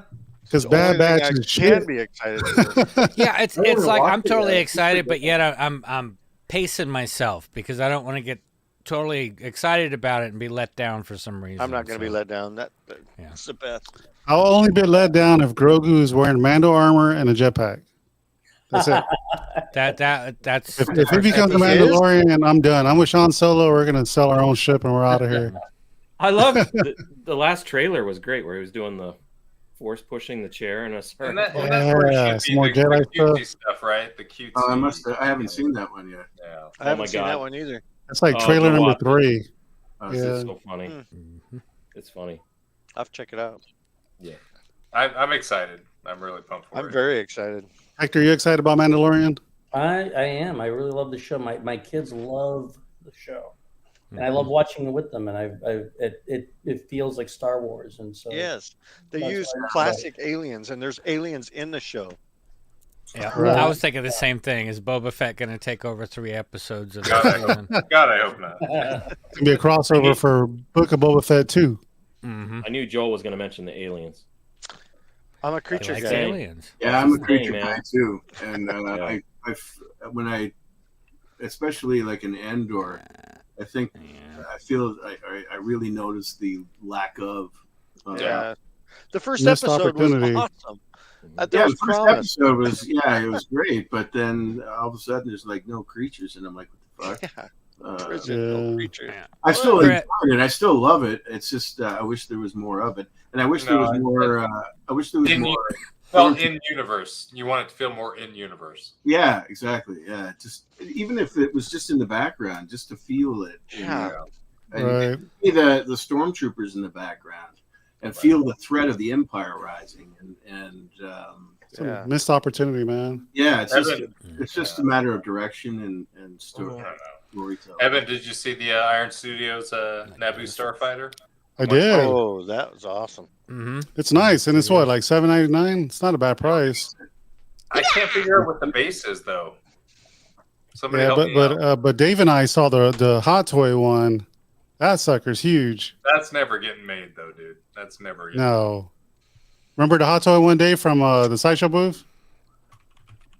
The hot one. The N1 Oh, yeah, Starfighter, yeah. the big one. Giant one, yeah. Yeah, That fucker was huge. That was like 5 or 6 feet long, 5 feet wide. Never gonna make that. Let's do it. They're never making that. Joel's gonna make it. I got files. Yeah. Don't make I it. did a snow speeder. That's true. What is Joseph saying? There's no lighting. Oh, come on. You can run lighting whenever. I could live with that. For 800, I could live with it. It's cool. I'm just not collecting Mandalorian stuff. Well, not anymore. Well, this year I'm all OT. I'm Yeah, me too. This year's Mm-hmm. OT for me.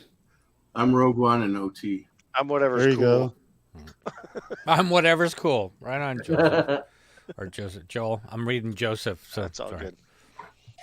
good. Brian sick. makes that around. That one was huge. Mm-hmm. Yeah, right. Well, Hector, I can't thank you enough, dude. I really appreciate. I'm really overwhelmed and taken back, like I said.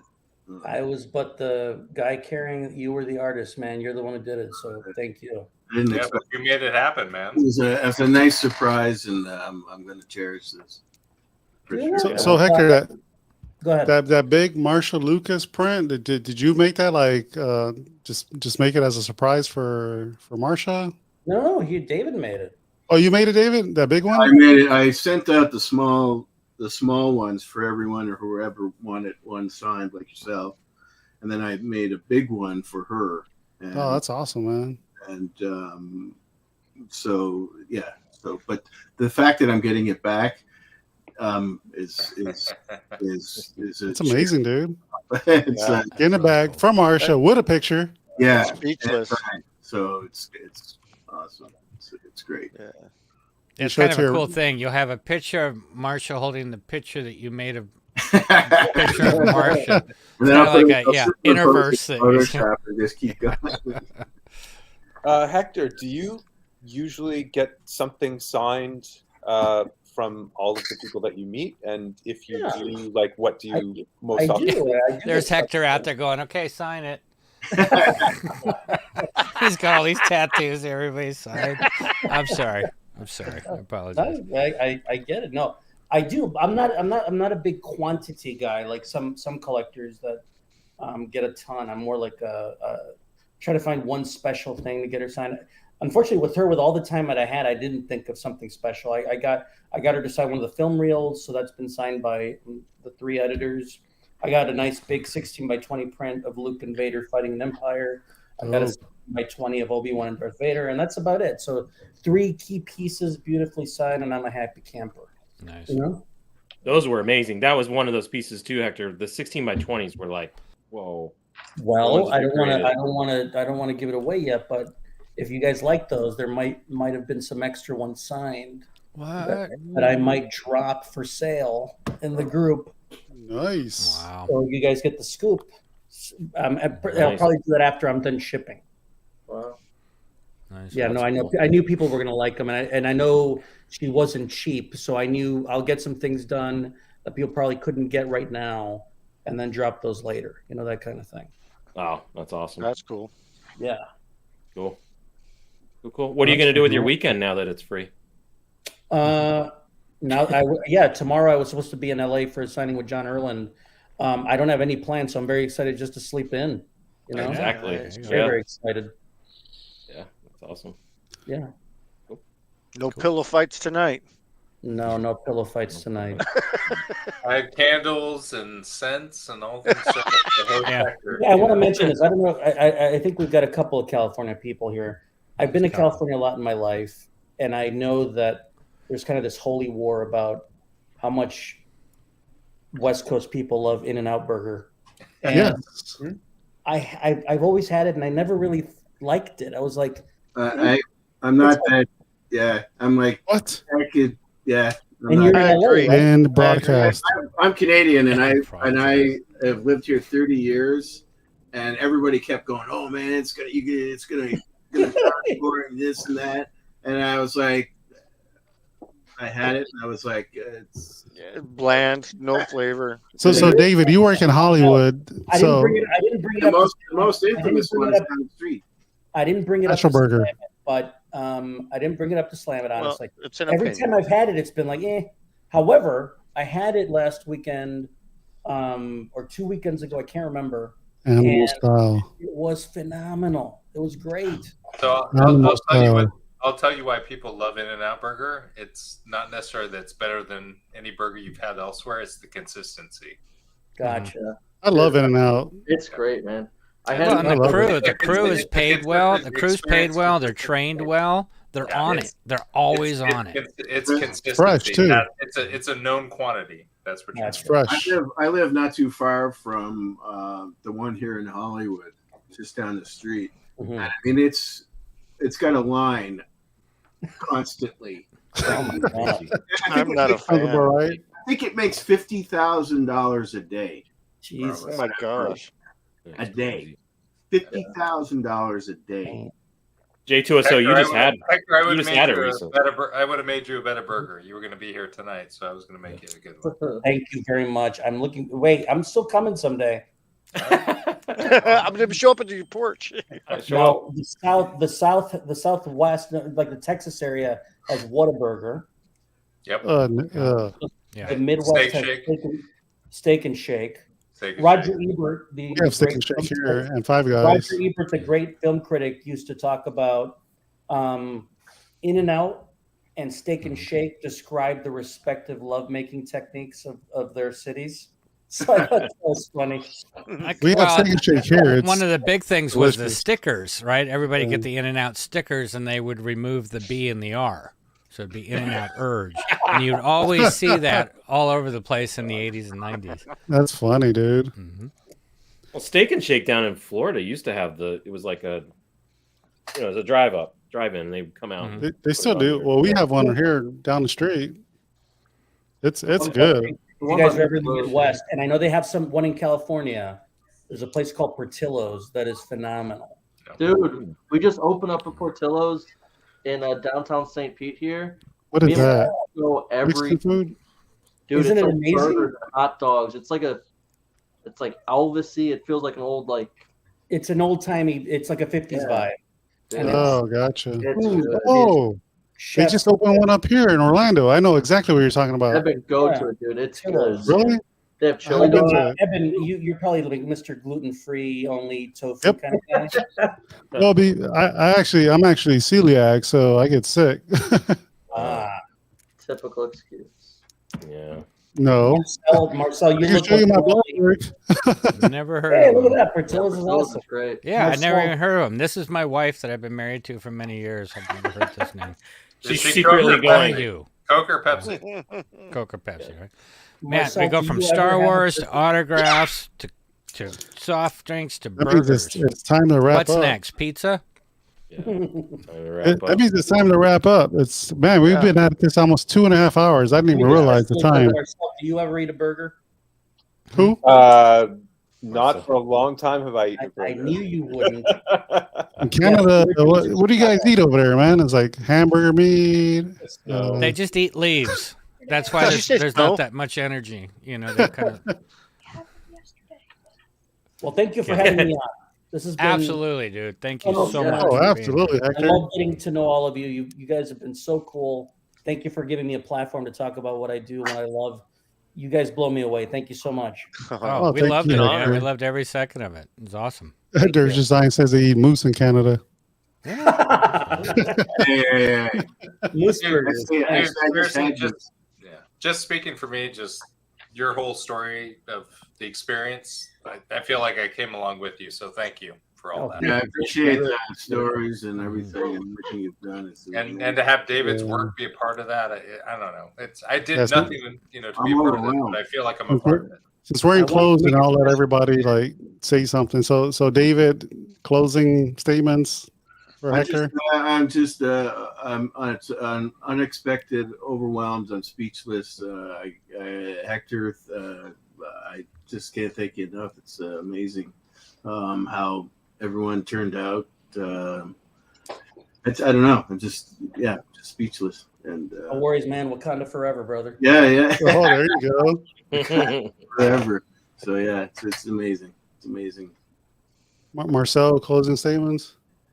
Oh man, just monster congratulations, Hector. It's been just out of the gate, totally professional and personable and heartfelt. Like really, and what I like about you coming on the show. So thanks to the hosts for having me on as well. Is that it feels like there's like a network, is a community of people is growing, and it's just so it's got a real genuine sensibility to all of our common interests coming together and working together and bringing attention to Joel's work and David's work and now your work. And and everybody else, so it's just really that's what I love the most about all of it, is just kind of people getting together and really enjoying each other's company and getting excited about the same thing, and it's just a great opportunity. So congratulations on the outstanding success. Thank you. Thanks, Eben, and everybody here for making this kind of thing happen. And big congratulations to Mr. Boudreau for such an exciting event. That's it. Thanks, guys. Hell yeah. Thanks, Echo. Thanks, Marcel. Jeff, closing statements for Hector. Well, he knows how I feel about him, even though he harasses me on live on his. No, I just enjoy the fact that Hector gets a forum to talk through things and listen to stories about everything that goes on, and I'd echo some of the other thoughts. I mean, it's just amazing to see the things that go on in the actual time that you do as far as making the person feel comfortable, so that everybody gets a nice signature versus a very rushed signature that can blur. Right. So the quality of stuff that comes out of there, Hector, is amazing. Also. Yeah. Thank you very much. Hell yeah. So great. It's not like a con, right? Where it's just next. Nope. No, it's because Hector cares about what he's doing. He wants to make sure that he gets the best that he's offering. This is what makes him and sets him apart from the other people. Thanks, Joseph. And it's obvious. It's very Thanks, Joseph. Thank you, Scott. Talk to you later. G2SO, any closing comments, man? No, screw that guy. no, we loved having you on last time. We were all saying it just felt like you could tell you're passionate about Star Wars and the autographs, and it was just easy, right? So I think we all love your passion for it because it shows you're gonna care. You're gonna put the time, like Jeff said, to make sure pens aren't drying out. Everyone's getting what they're paying for. Also, let us know when you do more runs of shirts because I missed out on the last one, and I'm trying to get some of that merch. So that's awesome. So. Yeah, he's got the jacket on. I didn't notice Right. that. Yeah, you got the hoodie on too, man. He's advertising. That's I funny. am. That's hilarious. Dubag, any closing words for Hector? I would just say thank you because for the first time in a long time, you made me feel like I was picking up my Star Wars toys and going over to my friend's house to play. Oh my God, dude! Thank you so much. That means so much. That's cool. That's nice. Yeah, that's Thank cool. you so much. No, that's what it's all about, right? That's why we stay connected to this property.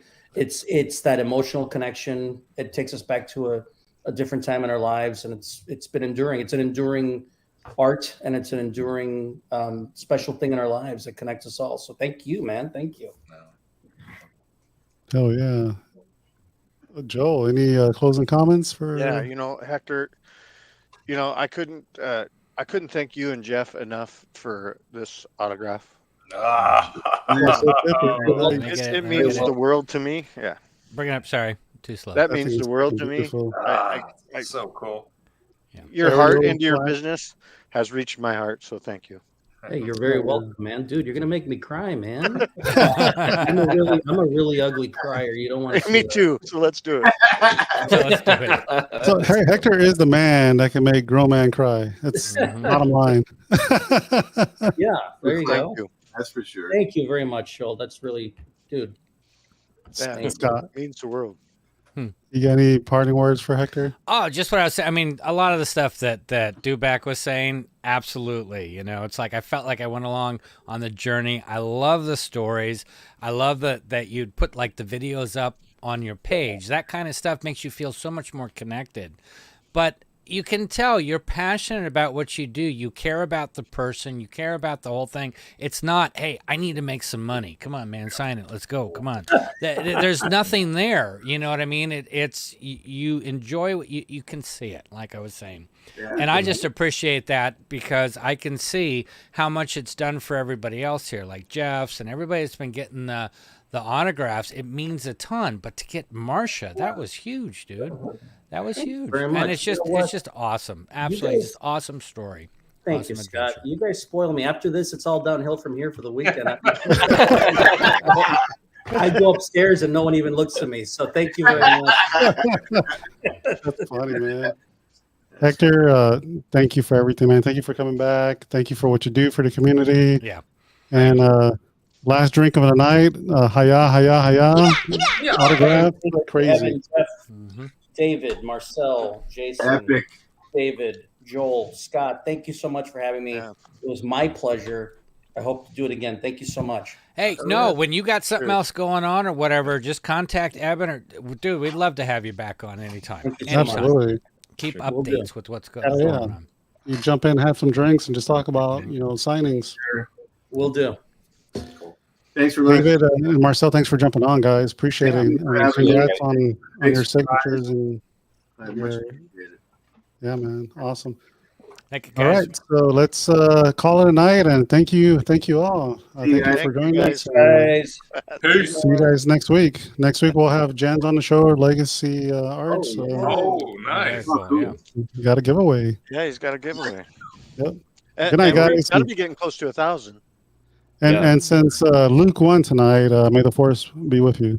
Good night.